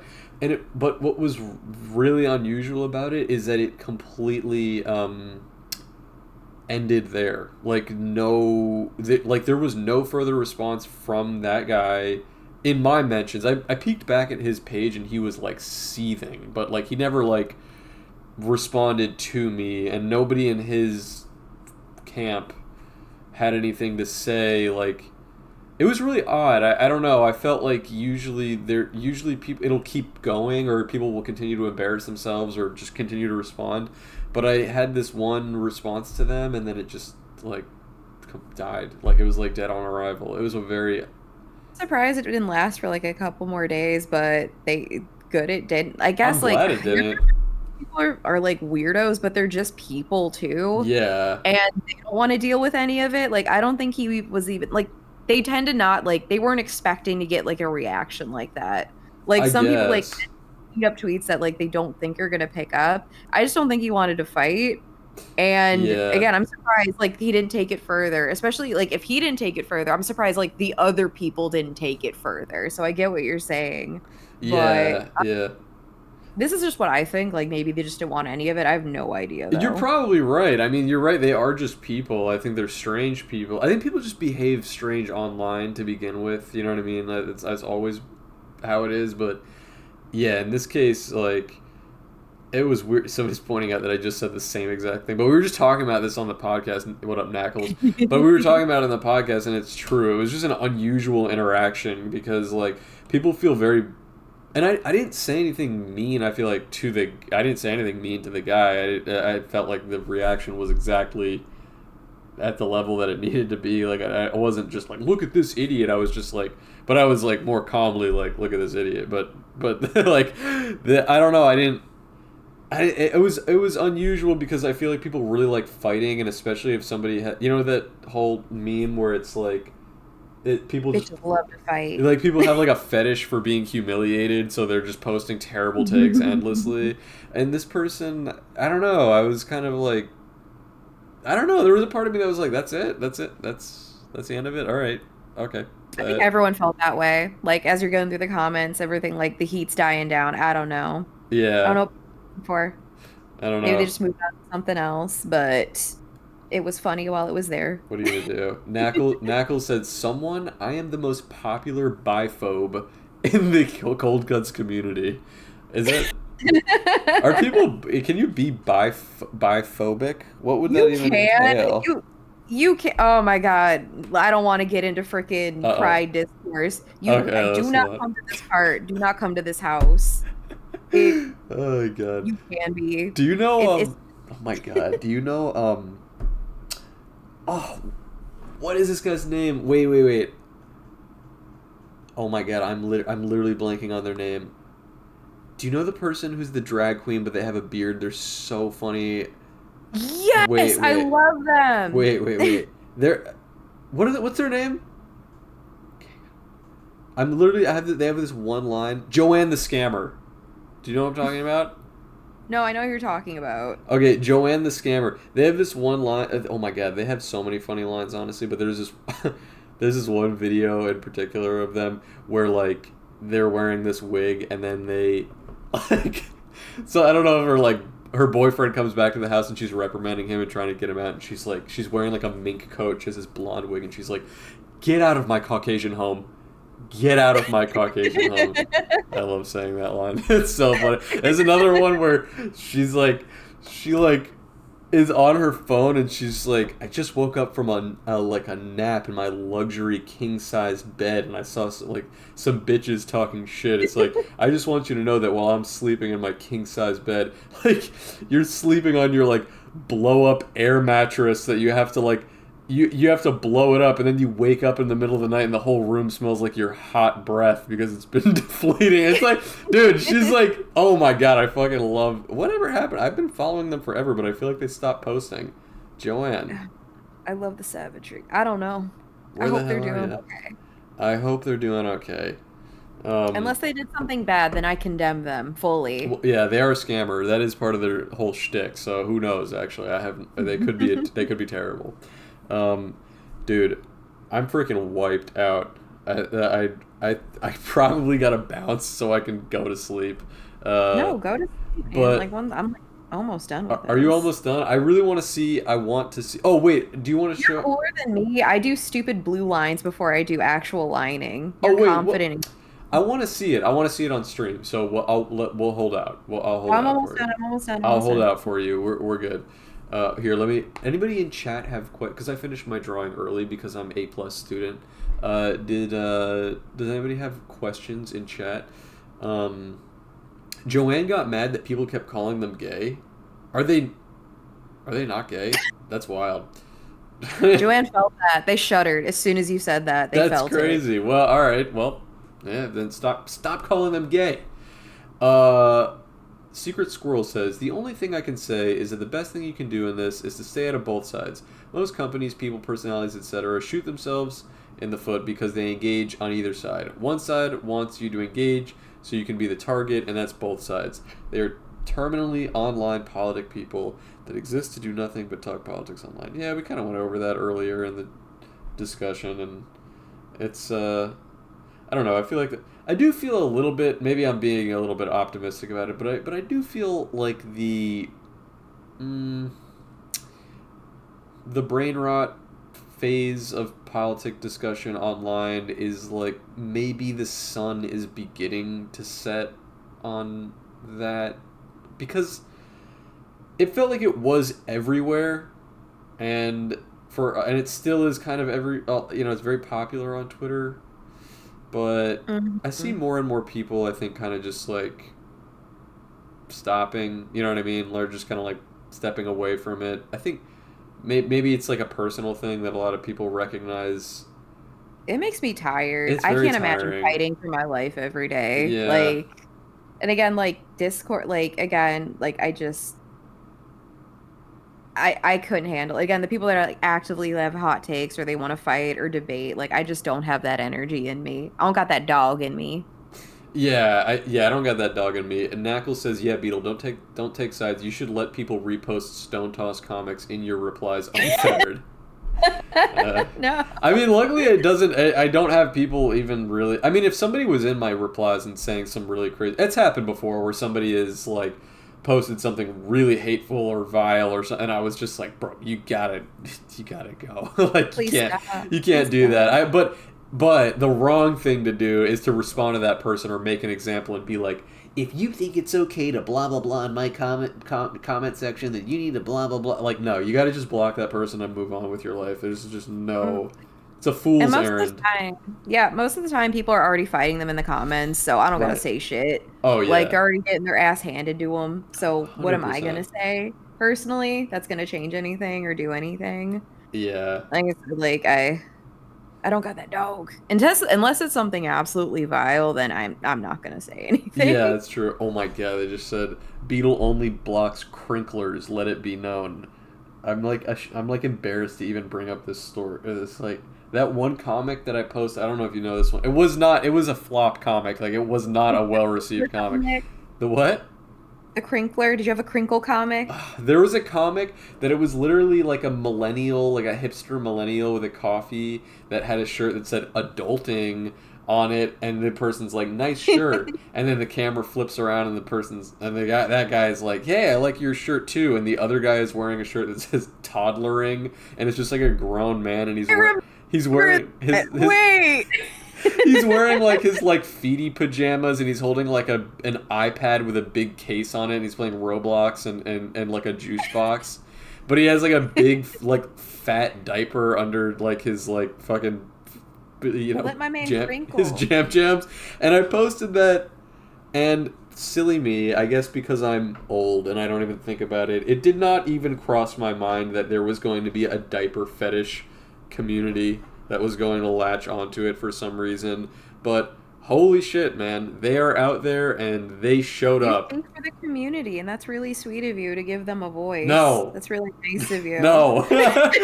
Dude, To give them a I space. don't know what it was, and I really like. I don't care what people do. Consenting adults can do whatever the fuck they want, but something about it struck a nerve Is with Beetle me. Moses, I did. Beetle Moses a crinkle ally? I didn't like Whoa. it. I did not like it. It upset me, and I'm I sorry. was blocking Crinklers. I was like, please do not. It was basically the bar of No. entry was if they followed me, I was like, I'm gonna give you a pass just this once. But if it was a nomadic crinkler in my like comment section, thinking that they found a home on my page, I had to banish them. I was like, never come back, go and never come back. I was like, I never want to see this shit again. I will never draw a Wait, diaper again. where's the Discord? I see cold cut. Oh, there it is. Oh, There it is. oh, Above the. oh my god! I had a panic attack. I thought maybe it shut down permanently while I was not paying Oh no, attention. no, no, no, no, no. Wait, let me go to the art. Let me go to the art, stream art. Are we posting in the stream art section? Oh, look at that little Did squirrel, somebody Maine. finish? Let me see. So good. Of course it's Maine. Wait a minute. I want to Maine see it. kills it. Where's the stream art? Oh, oh, dude, this looks amazing. All right, I posted mine. Oh my god, dude. Oh, okay. Your squirrel is serving, honey. That like the lashes on the second image are so good. Wow. They're going. They're sh- feeling I themselves. should have never had you on this stream, bro. I knew you were gonna show me up like this. This is No, so much yours better is like than mine. so freaking like you don't understand her. I absolutely adore your art. Yours It is is my so favorite. You're able to pack so much feeling and so What? much depth. I will say depth into like such like simple, cute like lines, and it's just like Thank your you. shape language is always on point. And you're just like, I wish I was funny. Like I wish I You was are funny. what? You are funny. I wish I was funny. Dude. Funny, professional funny man Anybody over can be funny. here. You could. This is great. I love your squirrel. I love also the first one's making the DreamWorks face. That like eye thing is Yeah. so good. It's so good. I think I asked this to you maybe on the first time that I had you on a stream, but when did you settle? Because I love it so much. But when did you settle on this kind of like peachy color palette that is like sort Oh of my your God. I'm commonplace? trying to actually I can tell you the date. I think I could if I go to my Instagram. Really? Because the thing is like I used to be a traditional artist, like fully traditional. I used to work in watercolor. I can't talk. I'm fucking tired. Watercolor, gouache, and everything like that. And I always did like a lot of warm tones. And when I was trying to do digital, I couldn't really translate it that well. Hmm. But oh my god, do I have to log into my own fucking Wait, here people Insta are asking for me to show your drawing on stream, so I'm just gonna bring it for over it? here. Do the Hell thing. yes. Look at that. Look at him go! Look at She, him go! Oh, I forgot the dude, whip on the other one. he is No, it's fucking terrible. serving. Look at this, Say? guys. This is bottling such a squirrel. Wait, let's see if we can I, look at them side by side. Hang on a sec. I love rodents. I love I love squirrels. them. I love your squirrels so much. This one, you should post this, dog. These are really good drawings.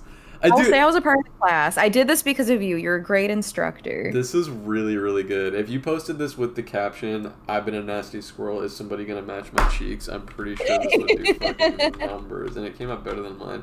What the fuck is going on, dude? I like don't know how to use computers, bro. Oh, I think I actually found out I liked saturated colors or working with it on a Mm, commission.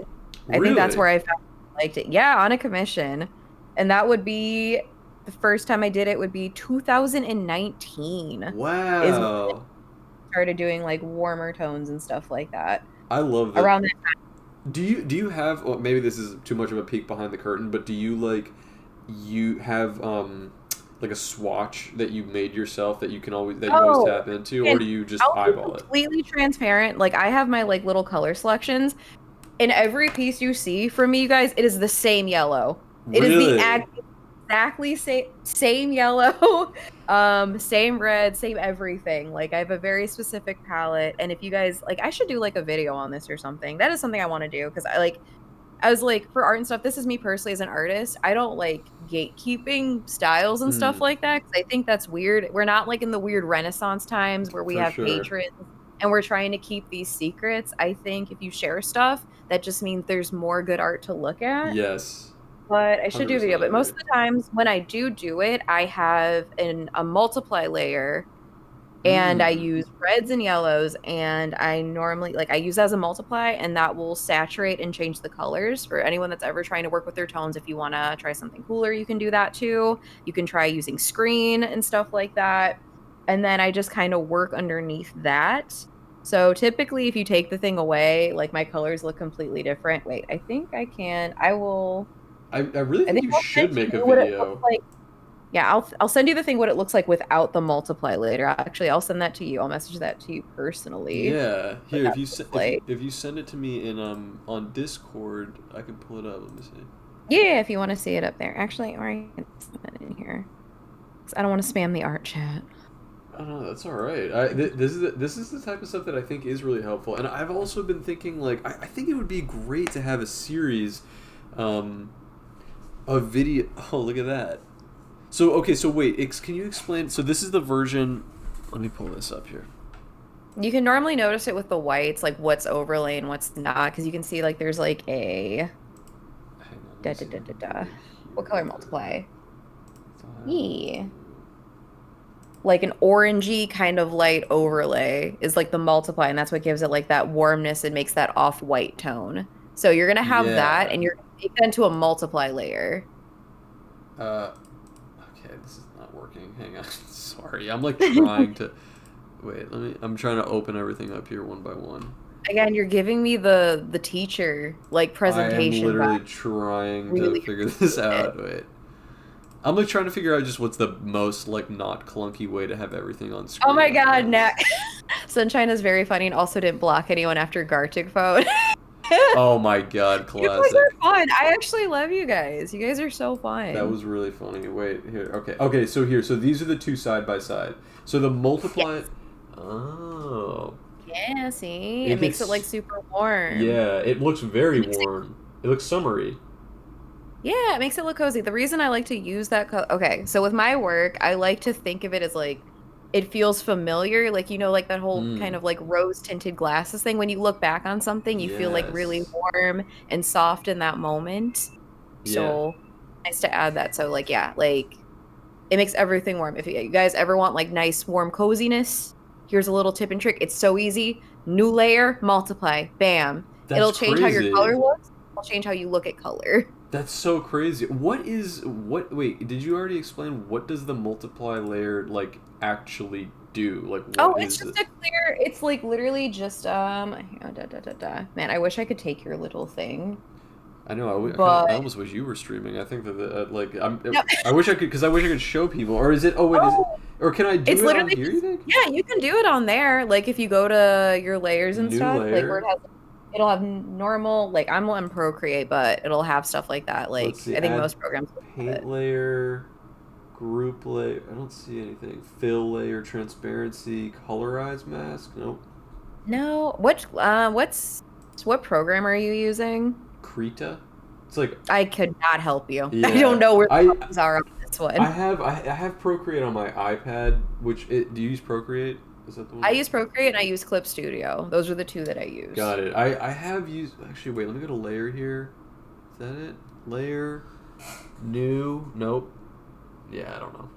Because it should typically be under Does it say your layers? Does it have like a normal or saying like what kind of? Because you have the right over there, Where? right where you see layers over there. Okay, I see it. So you'll know under your color wheel. Go to the color wheel. Uh huh.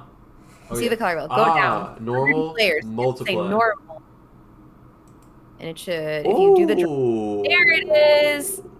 So, Yeah. so it copied the layer, and it So just. it copied your image. So you have a duplicate. So it'll make it darker because it's overlaid over the other image. So it'll darken it. But I normally Whoa. before like I start lining, my first layer is a multiply, and then I'll make a normal, and then I'll start drawing underneath that, and then I'll put the color underneath the line, and that's going to dictate your colors. Interesting. Oh, that's so Yeah. cool. What a cool trick. And I kind of want to use this now. I kind of want to use this on like a comic and see if it works when I'm coloring it. Well, because I'm drawing things on a piece of paper, which is also something else I wanted to bring up with you. Like in your drawing here, something that I love in your art and in other artists that kind of utilize this technique is the variation in line colors, like having some lines be kind of like brownish or this sort of like sepia color, and then having the black line here too, which is something that I feel like I lose the ability to do that exactly because I draw things analog. It's just black ink. You know what I mean? I don't have like an option I used really. to do this traditionally too. Okay, what I like to do is when I was inking stuff, I would have my normal ink pen and then I would get just different colored inks and then I would go in with that. But Ah, then I would use like my brush and stuff like that in my brush pen. So you would just go in like with your reds or your browns and you would discolor the things like that. Like that is again, like very everything I do cool. digitally, like I used to do traditionally and I just found a way to translate it how I like to do it back then. That's so So cool. Do yeah, you can do it. do you still find time to make stuff like traditionally too, or are you kind of like full pivot to? Oh, I'm going back into it. Like I got like a new like Windsor Newton? I got a new like watercolor board thing, Mm-hmm. so like a block for the paper. Mm. So I'm gonna start doing more painting more. I got a little sketchbook, so I have some little pencil sketches. I Ooh. will say I've been doing digital for so long. I'm so embarrassed. I Really? haven't I What? I've done the zoom in with my Oh, you've hand like on the tried to do this? yeah. So I'm like, how do I get my eyes closer? And really embarrassing. I'm glad I'm by myself. And I actually, I did try to do a back where you double tap. Oh my god. I mean, Really embarrassing. It's like, I've been doing it for so long. I hate it. well, it's funny. It's like I don't know if there's ever really going to be a time where it's necessary, but I should take this leap at some point. There are a lot of times, particularly in like shading, like if I need to draw something that I could be doing in ink, like if there's something that's really chiaroscuroed or like really dark darks, I could be doing it in ink because it's just going to be colored in black in the final product anyway, but I usually will wait and do it digitally anyway because it's like reversible. Do you know what I mean? There's just like something that's way more forgiving about digital art that like It's super forgiving. I people get mad. I'm like, I don't want to say it's for babies, but it's very forgiving and it's very kind. But something that I try to do with my work is I have a lot of imperfections in my work that I like to keep yeah. because that's something about traditional that I always loved because you either work with it or you work around it. Mm, And I think it makes it really charming and fun because I like things to be sketchy too. So yes. I feel like the problem with digital sometimes is people like I feel like they since you can fix everything, it'll be like too much and it comes out very clean. Hmm. But I like that dirtiness and like again, like another I love your work so much. It's Oh, like thanks. so charming. Like I like absolutely love that you're traditional and like stuff like that. I think it has like Oh, a lot of thank heart and you. I feel like it has like not to say like digital art is inauthentic, but it has like this hominess and this coziness and Thank this you. like familiarity and this niceness. Thanks. And I feel the that's a same way about great thing your about art. thank you. But I think that's a great way about traditional, but I feel like it's lost sometimes. Yes. Like again, and being okay with mistakes. Like I feel like people try to perfect their stuff. I'm like imperfections are okay. Nothing has to be perfect. You are human. It is okay. 100%. I totally agree. I also it was something kind of early on that I liked and I kind of leaned into. It was a not intentional when I first started the comics, but now it's something that I appreciate about it is the sort of like sketchiness or some of the lines or some of the line work is a little raggedy looking, you know what I mean, stuff like that. Like especially now I actually have pens that I think I like better and work better, and so my line work is a little bit like more just like solid and reliable. But bruh, some of those fucking early Beetlejuice comics, even the one of like the Joker sticking the pencil up his ass or whatever, like the line work on some of those, I was using these Micron pens, which God only knows why every artist like says that Micron pens are like it's like people say it's like fucking church Micron pens. I only ever had problems with them, and I'm so glad I'm on Unipin now, guys. Unipin clears fucking Microns. They're so much better, but my main problem with Micron, and it might have been a me issue. Maybe I'm just like holding the damn thing like an ape. But like I used to always find that when I was drawing, I would only have like a pen for like a week, 2 weeks, and the nib, the tip of Oh, it, they run dry so freaking oh my fast. god, it would become so scratchy, and then it would like drag on, it would like catch on the page, and the line would just be like fucked permanently. And I would just be like, you gotta be kidding me. It happened all the time. And I think Oh, looking back on early Beetle comics, obviously my followers wouldn't necessarily like notice it, but I can look at the line work on my old comics and I'm like, this shit is trash. Like it looks so bad here. But I mean, there is something charming about it. It's just like it was literally because the tools were failing me. Like that's why that was happening. like, no, you're wrong. And funnily enough, you mentioned that.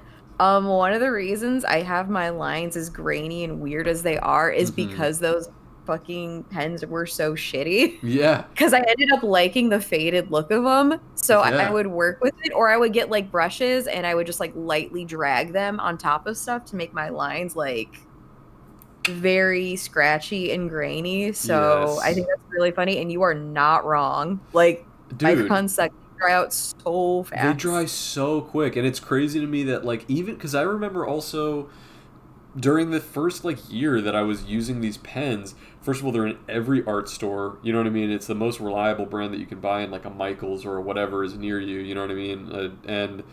And even when I was online and just being like best pens for artists, because I was like, there must be more to it. There's so many people online that I was seeing swear by them. Like, the first and last pen you ever need to own is a Micron. And I was like, go fuck yourself, man. This pen They must have sucks. money because they're replacing it like literally every like 5 seconds. Yeah.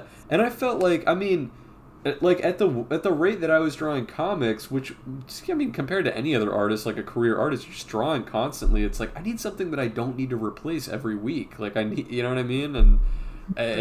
it's just unusable. I still have a bunch of Micron pens in my desk now that I've never used because I had such a backlog of them. I knew that they were going to run dry, and I still got sick of them.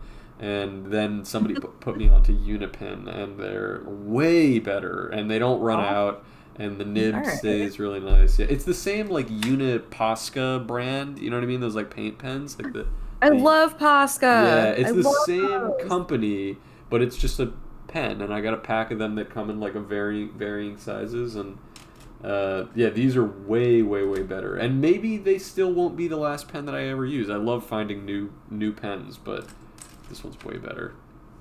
Wow. Oh, the other thing recently that I just did, because I'm working on a graphic novel, which is, it's a little bit hush hush, but I've talked about it to some people. Some people who are following know that I'm working on it, and in particular, right now I'm working on a pitch deck for it. Like I'm trying to kind of get that ready, and it's a lot of writing, it's a lot of text, but it's all visual still. I'm still kind of like drawing it, I'm the comic itself, but like I'm trying to Yeah. incorporate a visual element to the pitch.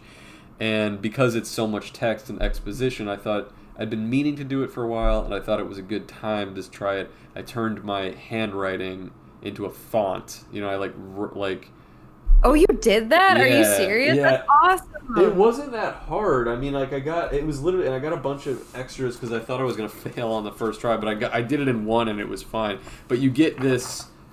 You literally print out this sheet of paper that looks like a grid, and every one of these says next to it either a number, a letter, or punctuation mark.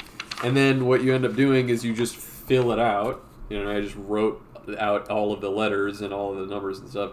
And then you scan this on, which you could use your phone, put it on the site, and it just processes it, makes it into a font for you, for free. And so it was really easy, but it's this funny thing that now, like, seeing my drawings side by side with, even though it's my own handwriting, something about it just being a font looks like That's so it's a cool. little bit more polished than I'm used to. Like, you know what I mean? And even that, I feel like it loses a little bit of that je ne sais quoi, because No. I like that hominess of like exactly what you described, just the scratchiness of the pen. It feels very real and very raw and very familiar. And I know there's a lot of lot of comic artists, especially like web comic artists, that do everything digital, and there's a lot of them that have leaned into a very polished look, and some of It's those are so great. clean. Yeah, yeah, It it's is, so right? They are clean. so, it is gorgeous. It my art's just really different. Yeah, I know. It's just that's just never the type of artist that I want it to be or could be. And I also do think that like using a lot of those like the samey looking digital techniques make your comic look like other people's comics, and then which is not good from an SEO standpoint. Like from a brand standpoint, you want there to be some type of visual separation, of your art and like other people in your same field. Even if other people are good, you want people to be able to distinguish your style, which I mean you have to a T, because like you've got like a really recognizable color palette and your line work and your style, and just like yeah, like if I saw this squirrel drawing online and it wasn't you and me drawing it together, but I just saw this in the wild, I would be like, oh dude, that's a bottling sunshine drawing, like no question. Like Aw. it's just got your it's got your everything. It's got even, you know what it is also, it's like the blush things that you add. What do you call those, like the little, Blush. like in the, yeah, the blush, like in the on the toes and cheeks and stuff Yeah, is, it makes that, like I said, like I like my things to feel warm, and it feels warm. it So you have warm does. color and got little blushing babies. They're just cute. So cute, little blushing babies. uh okay, now By an I accident. must You go. go to bed. I You gotta go to go. bed. I gotta go to bed. I've been recording this. I'm going to put it on my YouTube channel, so all of the advice that you just gave is Whoa. mine. No, the all my secrets. Don't worry. I will No. not make a dime off of it because I don't make money on YouTube. I don't have enough followers on my YouTube I hope account. this video blows up and you make so much money and it's off the I, back of my well, efforts. I please. hope I'm so. praying. I fucking need. I need it. But the what I really would like to do actually, and I think that this conversation was a great version of that. Although we've already had like conversations about art before. I love having them with you every time, and we will again.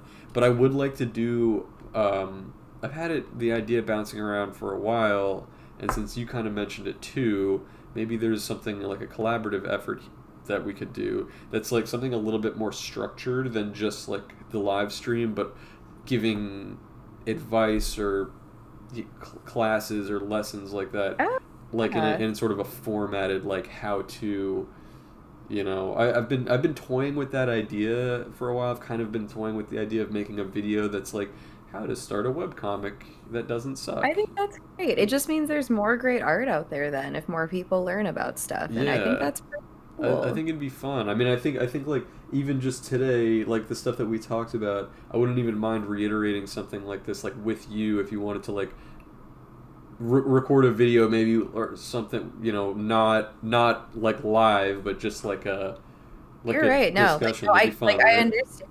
No, that's something I love to do. Like I said it before, like I'd like to. It's just like I get nervous. But if someone else is doing this stuff and doing the recording, I am fine with it. All I'll right. show up. My Okay. thing is like if I just have to show up, I'm You'll there. do the work. Okay, good, good. Yeah, because I mean, I think I don't know.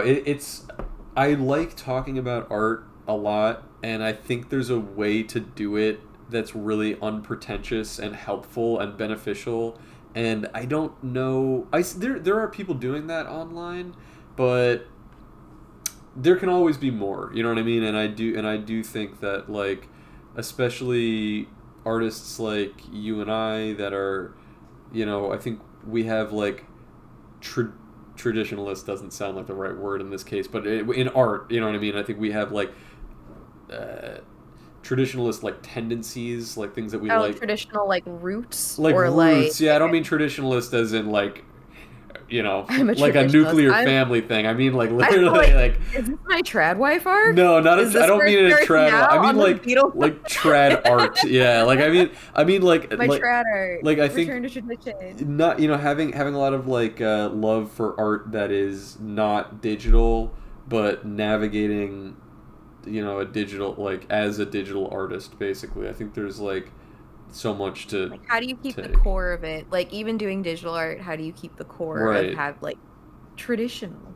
It's really hard to not like not to sound dramatic, but it's hard to not like lose yourself a little bit, just in trends, like that Oh God, alone, yeah. you know what I mean? And it's like I think that every artist over the years has struggled with stuff like that, where it's really tempting to hop onto a popular trend, but there are so many trends now, and they're going so fast that it's like it's really easy to get caught up, and I think it's not always the best thing for an artist to there's always an undercurrent to the trend that you should pay attention to, but not necessarily hop onto something because if you get too much into it, you'll lose sight of what makes your art your own, and then it's not fun That's a anymore. whole conversation. That's a whole conversation you can have on something like I that. would love to have Because that conversation with you on a video. I think that'd be really cool. yeah, let's not give it to these people for free. Yeah, No. definitely not. Definitely not. Uh, well, anyway, here let's first of all, can we plug your Twitch? We should definitely do that because you're Oh, on my here and Twitch. everybody's Okay, on Twitch. everyone. How do I? Everyone, if you want to go to, I don't know how you do it on here, but I'm Hmm, bottling underscore sunshine here on Twitch. Watch me draw stuff. I'll get back into it. But yeah, I like to work on art stuff. I here, do art. Squirrels. Those are my squirrels. I made amazing those. art. Here I'm doing it's twitch.tv/bottling_sunshine, right? Yes, that is me. And you Full can sound. catch me on Instagram and Twitter under bottling sunshine as well. Hell yeah. And And uh, it's been so great having you on, dude. I thank you for hopping on with me. Could it get shorter notice than that? Like I was already streaming, and I was oh, I like, was just popping up. I saw your stream. I'm like, oh, man, it's been a minute. Shit. yeah, but I Okay. wanted to talk to you. We hadn't talked in a little while. Because you've been busy, and that's that. But I wanted to hang out. I wanted to talk art, and I'm glad that I got a Yeah. chance to do it with you. It was a good time. It It's was better fun. than when I just show up when y'all are just playing Gartic Phone out of nowhere. Oh yeah, Like, that. what's Uh, up? that's like you'll show up, you'll play around, and then as mysteriously as you arrived, gone I'll be again. gone. One of uh, these days we'll draw in there. But yeah, it's definitely. been really nice. And thank you, chat, for tolerating me Thank and you, my Chad. voice and have me be here. You guys are so awesome and you're You so guys sweet. are awesome. Thank you. Yeah, thank you everybody who's watched right now. This whole thing, if you caught just a little bit of it, and you wanted to watch the rest of it, the whole thing's gonna be on a VOD on YouTube. I'll get that uploaded tomorrow, and everybody can watch it. But that's it. That's all I gotta say. Uh, thank you so much for being on here. I'm gonna stop recording now. Stop streaming. Stop recording here. Stop streaming now. Bye.